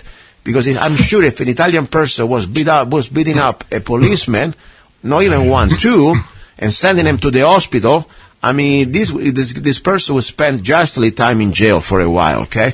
Instead, now we have this new type of reality, people that don't need to pay anymore the fees of the tickets, or they don't apply, the laws don't apply anymore to them like applies to us. So it's kind of anarchy, in my opinion, what's happening right now in Italy. So, I don't know, I'm sorry, because that's the country where I grew up and I was born. But I realize it's becoming more and more an illusion that it's gone, especially now with the European community that destroyed the sovereignty of every nation, you know. So tell me something. You do painting? That's what you do for a living, if I can ask you? Well, actually, I don't actually support myself with my painting. I usually teach. Okay. I would like to comment on what you said about the train ticket issue. Yes, please, go ahead. I do travel on the train sometimes, and many people, including Italians, often try to travel without paying a ticket or buying a ticket. And it is true that many North Africans will try not to pay the ticket because they don't have the money for the ticket.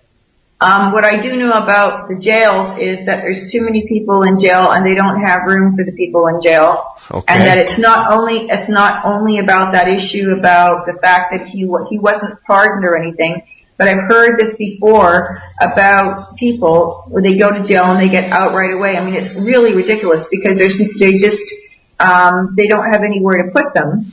I understand. And even if you are charged with a crime, the justice system here is so slow that if you have a good lawyer like Berlusconi, if you've got a good lawyer, yeah, you can keep on postponing the date of your trial. Mm-hmm. And if your trial is postponed enough years, then you're going to be pardoned. Oh, I understand. And don't get me wrong, Lisa, I understand people may not have the money for the tickets and that a lot of things, but does not justify act of violences against anybody, especially from people that they're working, So the point is, terrible. And that's the problem. We have now a reality like Italy that the system is so messed up, so corrupted that when you don't have any more justice, there is no more freedom and there is no more even productivity because, how can you invest and risk in a country where you know that there is no more the rule of law, but there is just the law of the jungle? I mean, if you want to defend your rights, if you want to defend your property, if you want to defend yourself, and you want to go through the judicial system or the court system, there is no justice. And that's very sad, I mean, think about somebody commits such a crime, supposed to go to jail, it's black and white, you don't touch anybody, especially when you have people that they're doing their job, and ask you for it, and you put them in a serious harm. That wasn't just a slap on the face. That was the two policemen had to spend time in hospital with broken bones, okay? So, and they release you. I tell you something though, I'm sure if it was an Italian person, 99%, I still think they would find a little bit of room in some jail. They stuff it up a little more. That's normally what happens.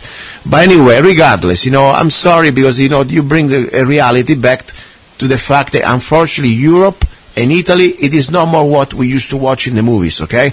It's a new reality. You still can have a little different lifestyle. Maybe if you have a good part of the Italy, you can have a little peace. But the reality is, the regular life for the average Italian, it's way far from what we can imagine. That's the reality. Listen, I want to give you the floor now. I have to go to another topic. This is the hour about love. I'll give you 2 minutes. Whatever you want to say about love and everything you want to say, you go ahead. Okay, well, I think we all need love. Love is the most important thing in our lives. And if you don't have love, you don't have anything. I think what you've done in your website, your dating website, is very interesting. I've looked at it, but I haven't actually done anything or joined in on it, on that site. So do you actually have an account on that, Luca? What did you say? Do you have an account on your dating website? Oh, I have a lot of people. I'll tell you, I found incredible people. You got to watch a little bit. There is always the scammers trying to infiltrate, what I call the Nigerian scammers. Now they dress up like women and whatever they try to get, or even men, whatever. But, I've tried to clean it up from these people. But regardless, we have a very amazing type of people from different ages, from elderly people to younger people, from Hawaii to Europe, and I really like it. I have a lot of friends. I'm not there I am there myself. I'm not there to look for any date, but I'm there to network and also to host people. So I invite everybody to go, even just to have conversations. We have, for example, a blog page. You can post blogs, you can upload videos, and also you can put your own little personal chat rooms. There is a chat room area with instant message. You can talk to people like normally you would do on Facebook, but this is just more private, and there is no overseas. You do whatever you want, and people can live whatever they want, and nobody's watching, at least not me. That's the point. NSA, I don't know, but I keep it everything very private. And there is no data to really create. You don't need to put any credit card, nothing. Just put the basics you want to put, your email, and that's it. So it's something I put it as an act of love, because I would like people to, even just to find each other from around the world, Sometimes we are stuck in our own little private place in the world, and we dream to meet people from another culture or from another reality. Maybe you cannot travel, but you can still now with the internet and places like freedomlovers.us find people from any part of the world. So I invite you to go there, and maybe you can give me some feedback. I appreciate it. Sure. What's the name of the website, Luca? Yes, it's freedomlovers.us, freedomlovers.us, and I will send you also the link on Facebook, okay? Sure, no problem. Listen, I want to thank you again for your sharing your everything, everything about your life, and I appreciate your activism to try to help out the Italian people to being aware about weather modification / geoengineering / chemtrails / scie chimiche. Okay, thank you very much. Okay, thank you, Luca. Thank you, Barbara. Okay, guys, don't go away, because now the second part of this hour, the final hour, is going to be about my humble recipe, how to fight and stand up peacefully against the New World Order. And it took me a few years of reasoning and documenting myself, and this is my humble short version of what I think could be something that I want to do, by the way, put on a PDF file, and easy free download. And of course, you can always make it better, make it upgraded. It's an open source. It's pretty much my study and my journey how to stand up against this global tyranny. And it's a practical way we all can do something. So don't go away. Stay tuned. You're listening to Love, Guns, and Freedom with luca-zanna. He's a songwriter, a poet, a rifleman. I'm not afraid. And a constitutional activist. I'm not afraid. Italian by birth. I'm not afraid. American by choice. Gianluca Zanna. I'm not afraid. And his new CD, Love, Guns, and Freedom. 16 powerful songs on one CD from the heart of a patriot.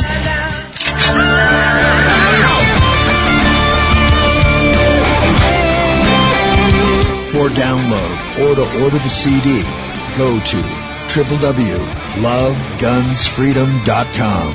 That's www.lovegunsfreedom.com. Lyrics for your mind, music for your heart. Gianluca Zanna's new CD, Love, Guns, and Freedom.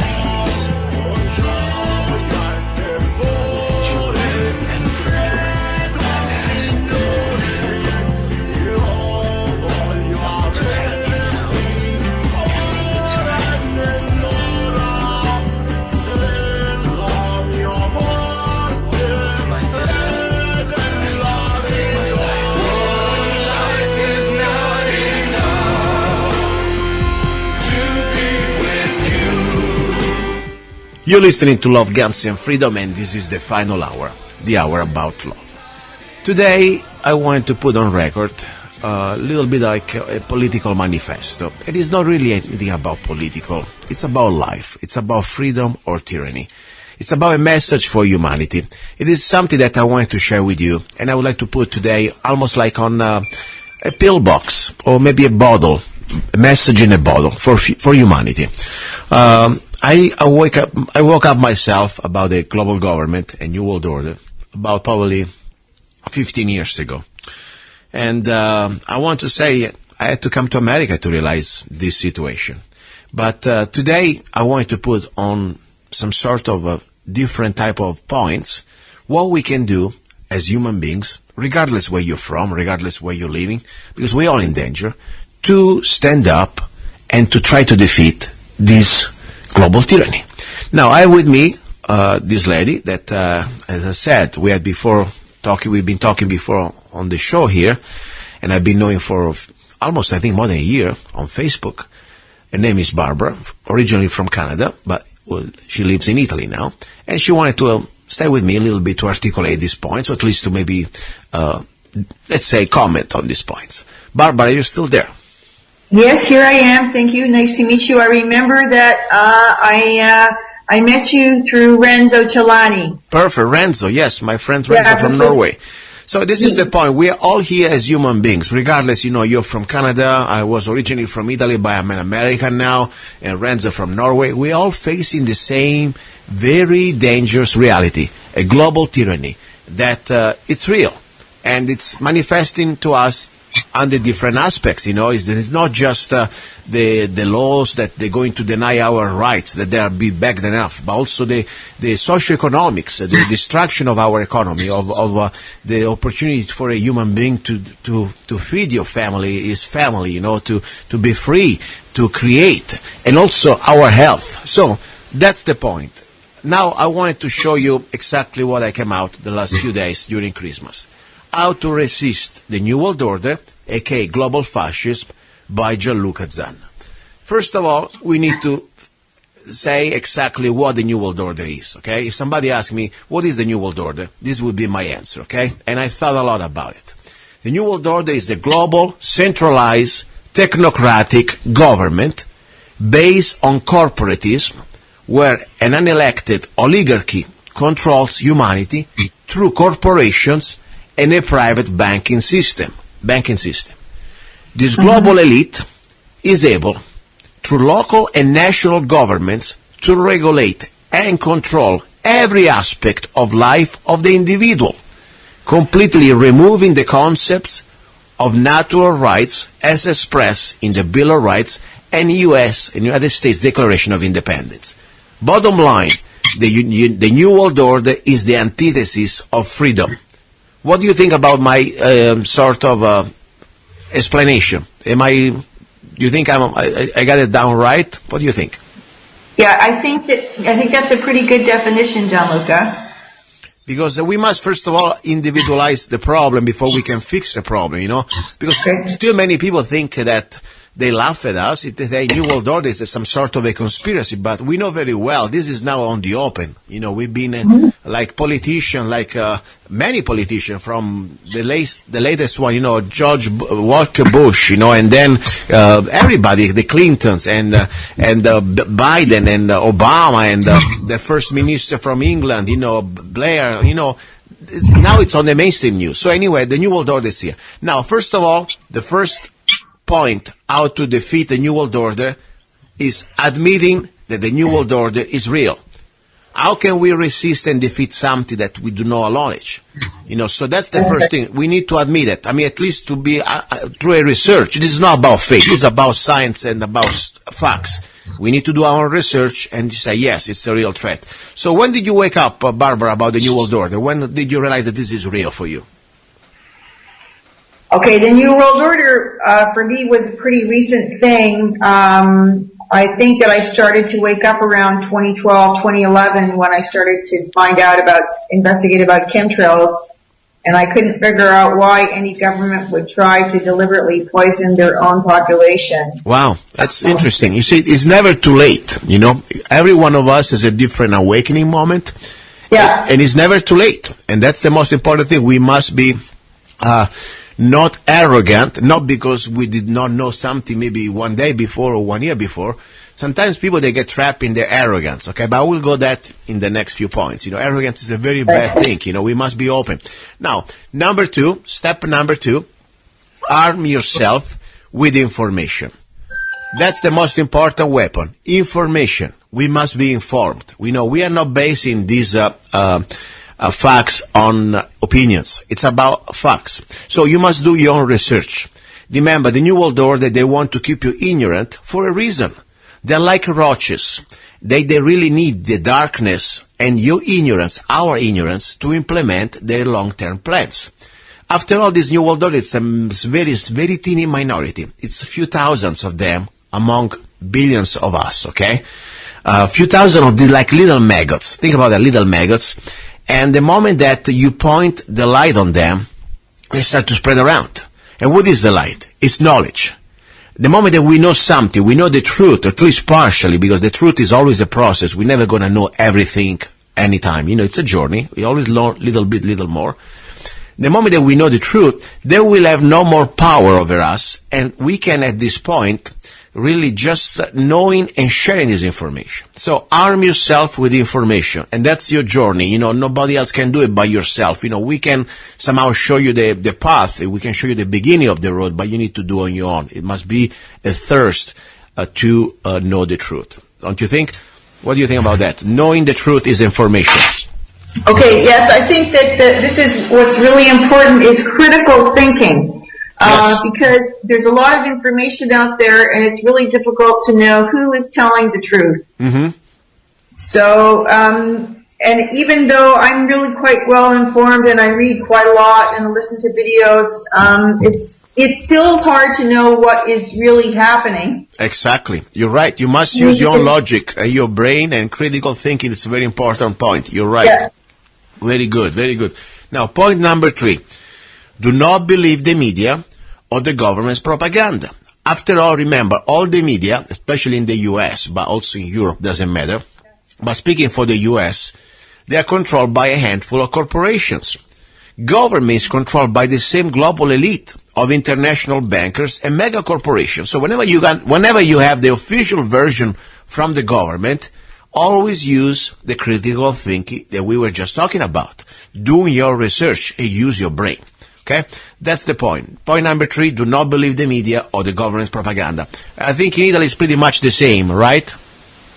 Well, the media is all owned by the politicians or it's owned by the people who own the politicians. Exactly. Everywhere around the world. This is not just America. It's pretty much now becoming, that's why it's called New World Order. It's all over the world, okay?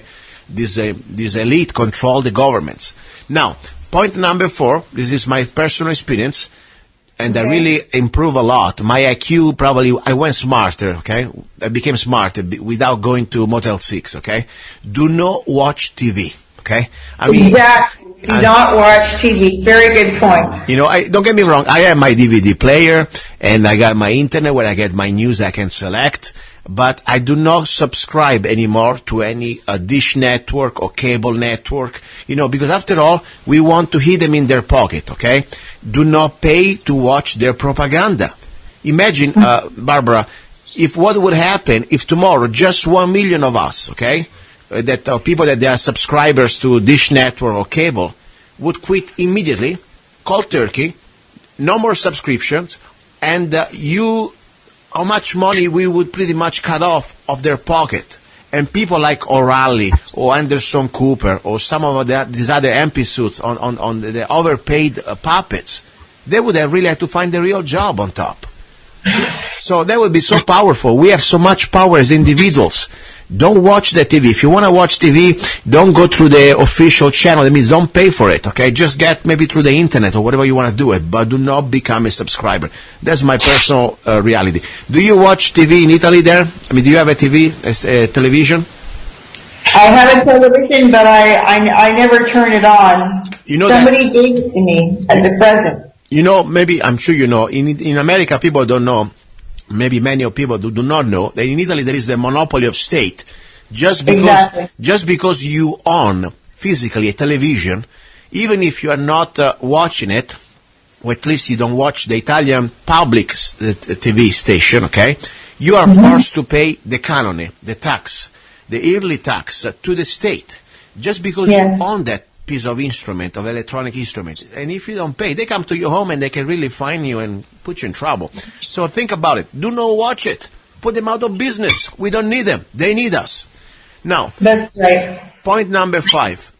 And by the way, you're going to find out how much more time you have when you don't watch TV. You can read books, you can have friends, you can play music, you can paint. There's so much an opening can open to you, really. Now, point number 5. This is, of course, to me, when I realized that the public education system, it's just another education system. Homeschool your children. Public schools, unfortunately, are the new indoctrination camps for the new generation of global slaves, paid by our extorted tax dollar. I mean, maybe not everybody can do that, okay? Don't get me wrong. In some states or in some part of the world, you cannot homeschool. But if you can, try to find like-minded families and try to give them homeschool education. Normally, children, they thrive and they learn much better, and they have you have much more control of whatever you can feed them with education, because they deserve better. And remember, maybe one day also your property taxes maybe go down. So homeschool your children. How is the situation in Italy? Can you still homeschool a child? I don't think so. What do you think? I know somebody who is homeschooling here in Italy and also in England, and I think it's very difficult for the parent to have both role of parent and teacher. But I would like to add a point is that I believe that in Italy now they're going to add compulsory vaccinations. Yes. And I would like to please talk to the parents that if you have children, please think twice about vaccinating your child, because they're really giving the children too many vaccinations, and in the vaccinations there's a lot of things that are not even, that are poisonous, like mercury and aluminum. Yeah, and I will go that to the next point, the next few points. You're right. This is very important. That's well, why that's also one reason not to send your kids to school. I mean, I do think school is a good thing. I don't, because I'm a teacher, but I understand your point about indoctrination. You know, the school education is very important, but the point is, yes. Do we really have any more, as you say, analytical thinking? Or no, unfortunately, in the school system now, it's just a system planned to mold our youth to follow orders. And well, it's always been like that, Gianluca. Yeah. That's what the problem is with the educational system everywhere, and it's always been like that, because you can see that even here with the Catholic schools. And it's true, it is true. And this is happening, for example, in America, for sure, since the beginning of the century, when, for example, the Rockefeller Foundation, when it wanted to create the new cadre of teachers, how to pretty much mold the teachers, and that's Rockefeller, the founder of the family of Rockefeller, wanted to create a generation of workers, not of thinkers. That's what they want. They want to create little slaves, and that's why this big corporation, the same elite of the New World Order, they are pretty much have their hands in our educational system. And I talk about this in the first hour of today's show a little bit. So anyway, that's very important. Homeschool your children if you can. Or at least, try to get the right teacher for your community. Try to know your teachers. Try to understand what's going on in your school. Point number 6, share the knowledge. I mean, once we learn something new or what's going on, we cannot just keep it for ourselves. Otherwise, it would be a sterile thing. To have education, to know something that is benefiting humanity, we must share it. Could be everything, even just the topic we are talking right now. So share it with others. We know we need to spread whatever we learn like an antivirus of truth to defeat evil. The New World Order hates the truth. So truth can be contagious. Spread it. That's pretty much the most important thing. Let's share what we learn. Okay? That's very important. Point number 7. That's why I'm on this show. I'm just a regular guy. I'm learning every day. But I took this as a commitment, and I'm trying to share with you everything I can. And when I'm wrong, I say thank you very much for letting me know. And I want to learn and I want to improve. But we need to share what we know. Point number 7. Do not be afraid of the truth, even when it can hurt. Because, Barbara, the point is sometimes we are very comfortable in our areas. We think we have our own dogmas. We know what's going on. The world, that's the way it is. And we feel like comfortable. So the truth can hurt. And that's why I really believe many people are afraid if you try to bring new reality. And when you are exposed to the truth, you know that you must do something. And that's why many people really hate the truth. Because then they realize that they are cowards. And they're rather to live their life as an illusion, in their illusion, than do something about it. So I really believe that we need to pass that stage that we are afraid of the truth, even when sometimes can mess up our own little preconditioning. What do you think about that? Yes, I think that it's very challenging for people when they get new information because they have their set way of thinking and their set concepts in their mind. So if they get new information which challenges their way of thinking, then it's very difficult for them, because then they have to look at, then their way of seeing things is not right. There's something wrong with their seeing. So that's why they call people like you and me crazy conspiracy theorists. You're right. Because instead of looking at the truth, they prefer to attack us and tell us that we're crazy. By the way, meanwhile, I'm talking to you and we're talking about a very serious topic. I'm having my amaretto di Saronno, that I really like it. This is cold day today. I'm really having a great time. Even I'm talking about serious things. And this is another part of the points I will show you later. We must have fun. We must find each other. Otherwise, we already lost. Anyway, point number 8. Do not comply when you can, but always resist anytime you can. After all, the spirit of resistance of the individual is more powerful than we can imagine. I believe in civil disobedience. I'm not saying being violent, but I say we can say no. We have too much power. It's billions of us. And they try to put us, the fear of God and everything you want to do, under laws. But after all, remember, if something is immoral, if something is unethical, if something is against the basic human rights laws, we can say no. Okay? Not because it's a law. Remember something. In American history, they used to have the law that was also supported by the Supreme Court, that slavery was okay, was lawful. And you know what? I still have the right as human beings say no. I do not believe in slavery. Like I do not believe in Obamacare. That's the bottom line. So say no. Do not comply. Use civil disobedience. I really believe that would be a very good, important thing, showing to them, to the New World Order, that we can give them an individual middle finger and we will not comply with the local global agenda. I think this is the first step to victory. What do you think about that? Civil disobedience. Well, yes, of course. Without violence, be the change that you want to see in the world. That's what Gandhi said. That the only way to change things is to be the model of the change that you want to see in the world. Exactly. And try to do through peaceful civil disobedience. I mean, they can do whatever they want. We're not going to comply. They're not going to do it. It's going to be not going to be possible. Okay. Anyway, the problem is that we need to get enough people that are aware, that know what's happening. Otherwise, and that's why, back to the point we talked before, information is the biggest weapon. We must share the facts and the information. Now, point number 9: create a microcosm that we can control. After all, we are not able to change right now the New World Order overnight. It's way above our opportunities to do right now.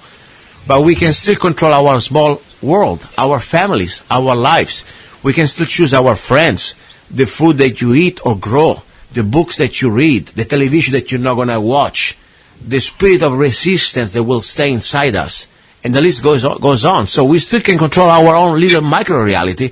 Let's do it. Let's create a microcosm that we can control.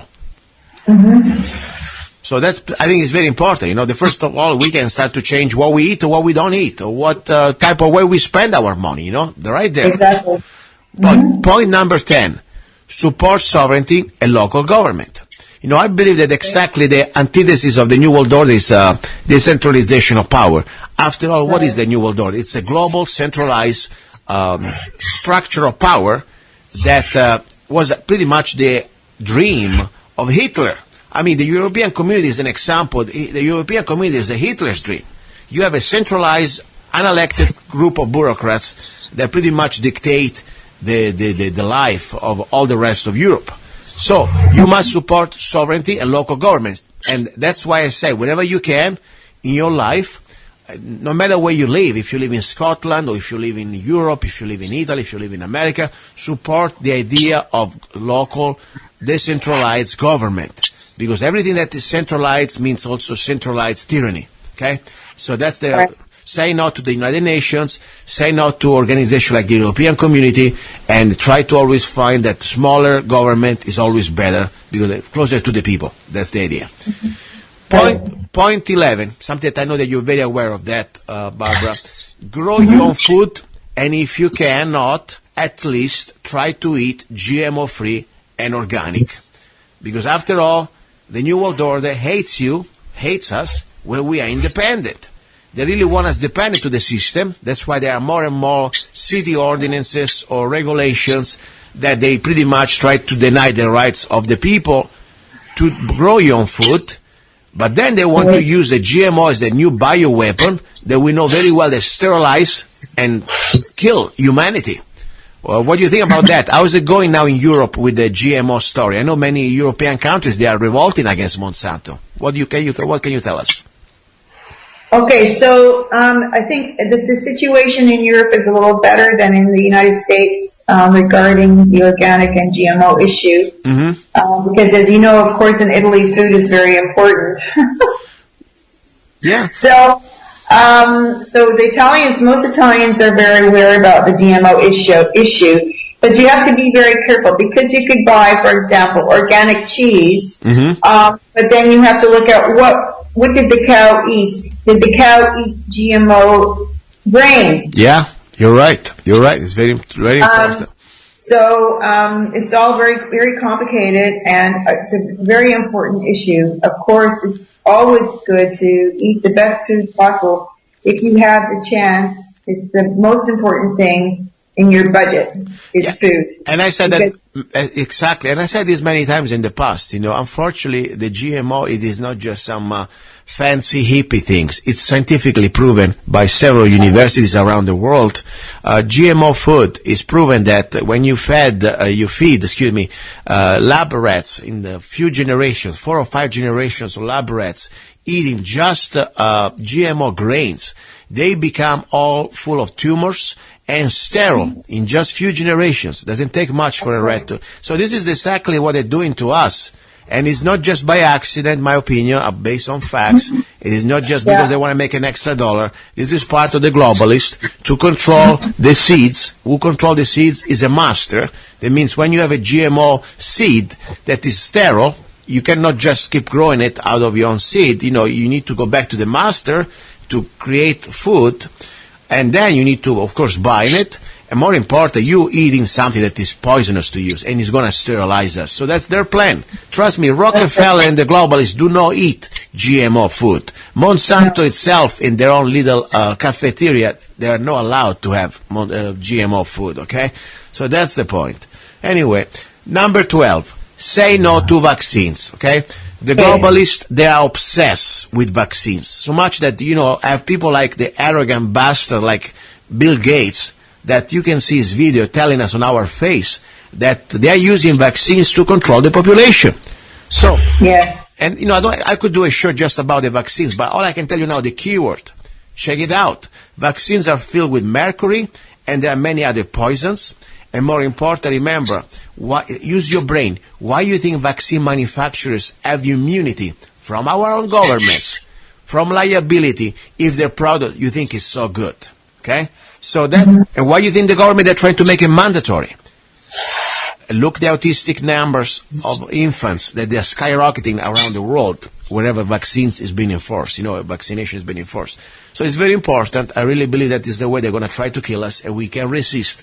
Just say no to vaccines. In Italy right now, how is the vaccine situation, Barbara?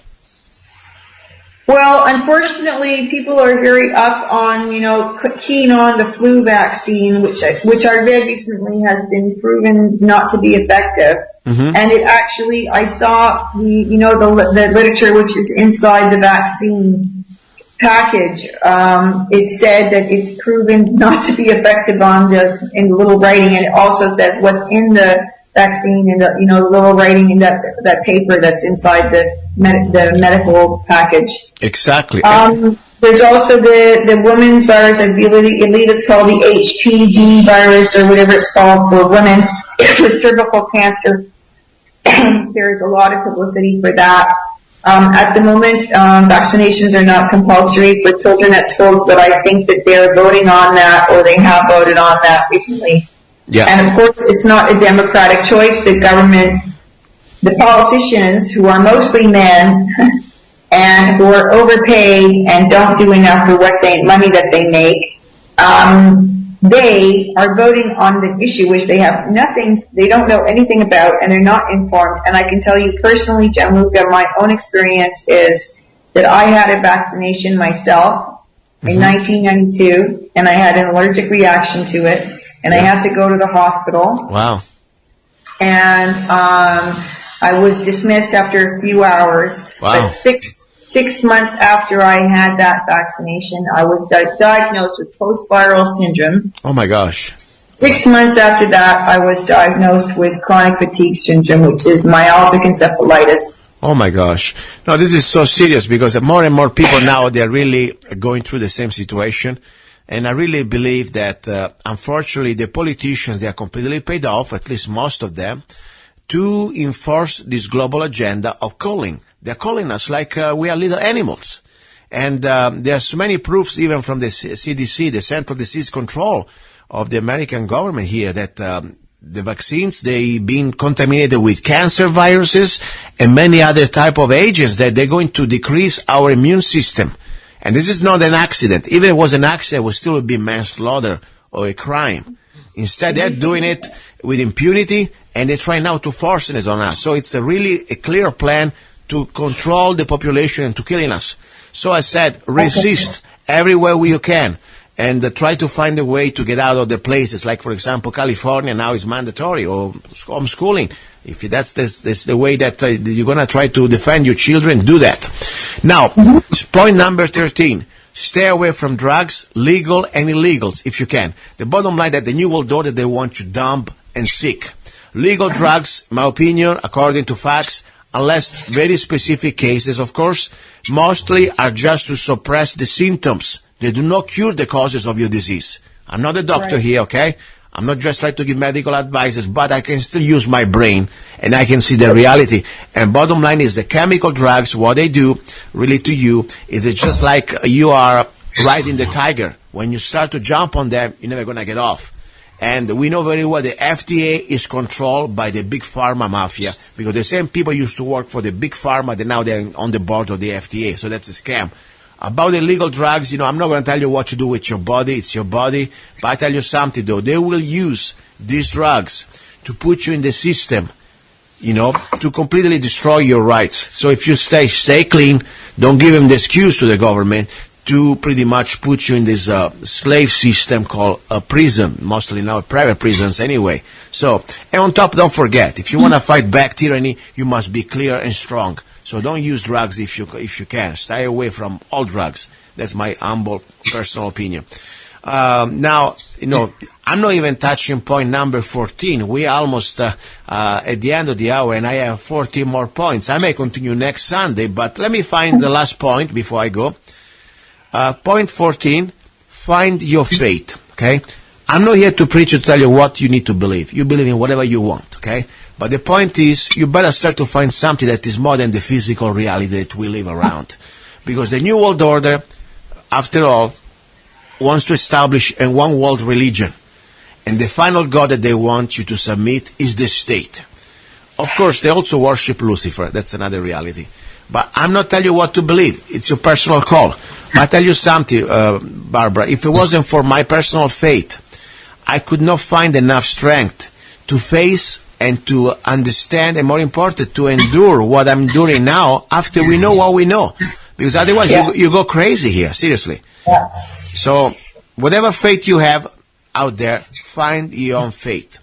Because this is going to be, after all, a battle between good and evil. And to make sense what we're going through in this dimension, we must understand that there is another dimension after this. Otherwise, it would make no sense. Seriously, you would go crazy. And that's pretty much the story that I need to stop because I have 10 more seconds. Barbara, I give you the last 10 seconds before the show is over. Okay, so let's just close with the word love. Love. Because they are trying to manipulate us with fear. Yes, you're right. So it's very important that you have your center and you have love in your heart. You're right. And I want to invite you. I would like to finish these 50 more points, about 30 points, about how to defeat the New World Order next Sunday And if you're going to be around, we can finish it together. Okay, Barbara? Sure, that'd be great. Thank you, Luca. Perfect. Thank you very much. And by the way, guys, if you want, go please to lovegunsfreedom.com, and I will post on the homepage a little PDF file. Give me a couple more days. I need to correct my English. Maybe Barbara can help me out, since she's so good. And, my English, after all, is still poor. I can send her the PDF, and she can help me out. And I will post this PDF file out there, available for free download. It's just my little act of love, and I hope you can share it and spread it around, because we need everybody's help. You've been listening to Love, Guns, and Freedom. Don't forget to lovegunsfreedom.com to today's show. And God's willing, I'll talk to you next Sunday with the final part also, how to defeat the New World Order.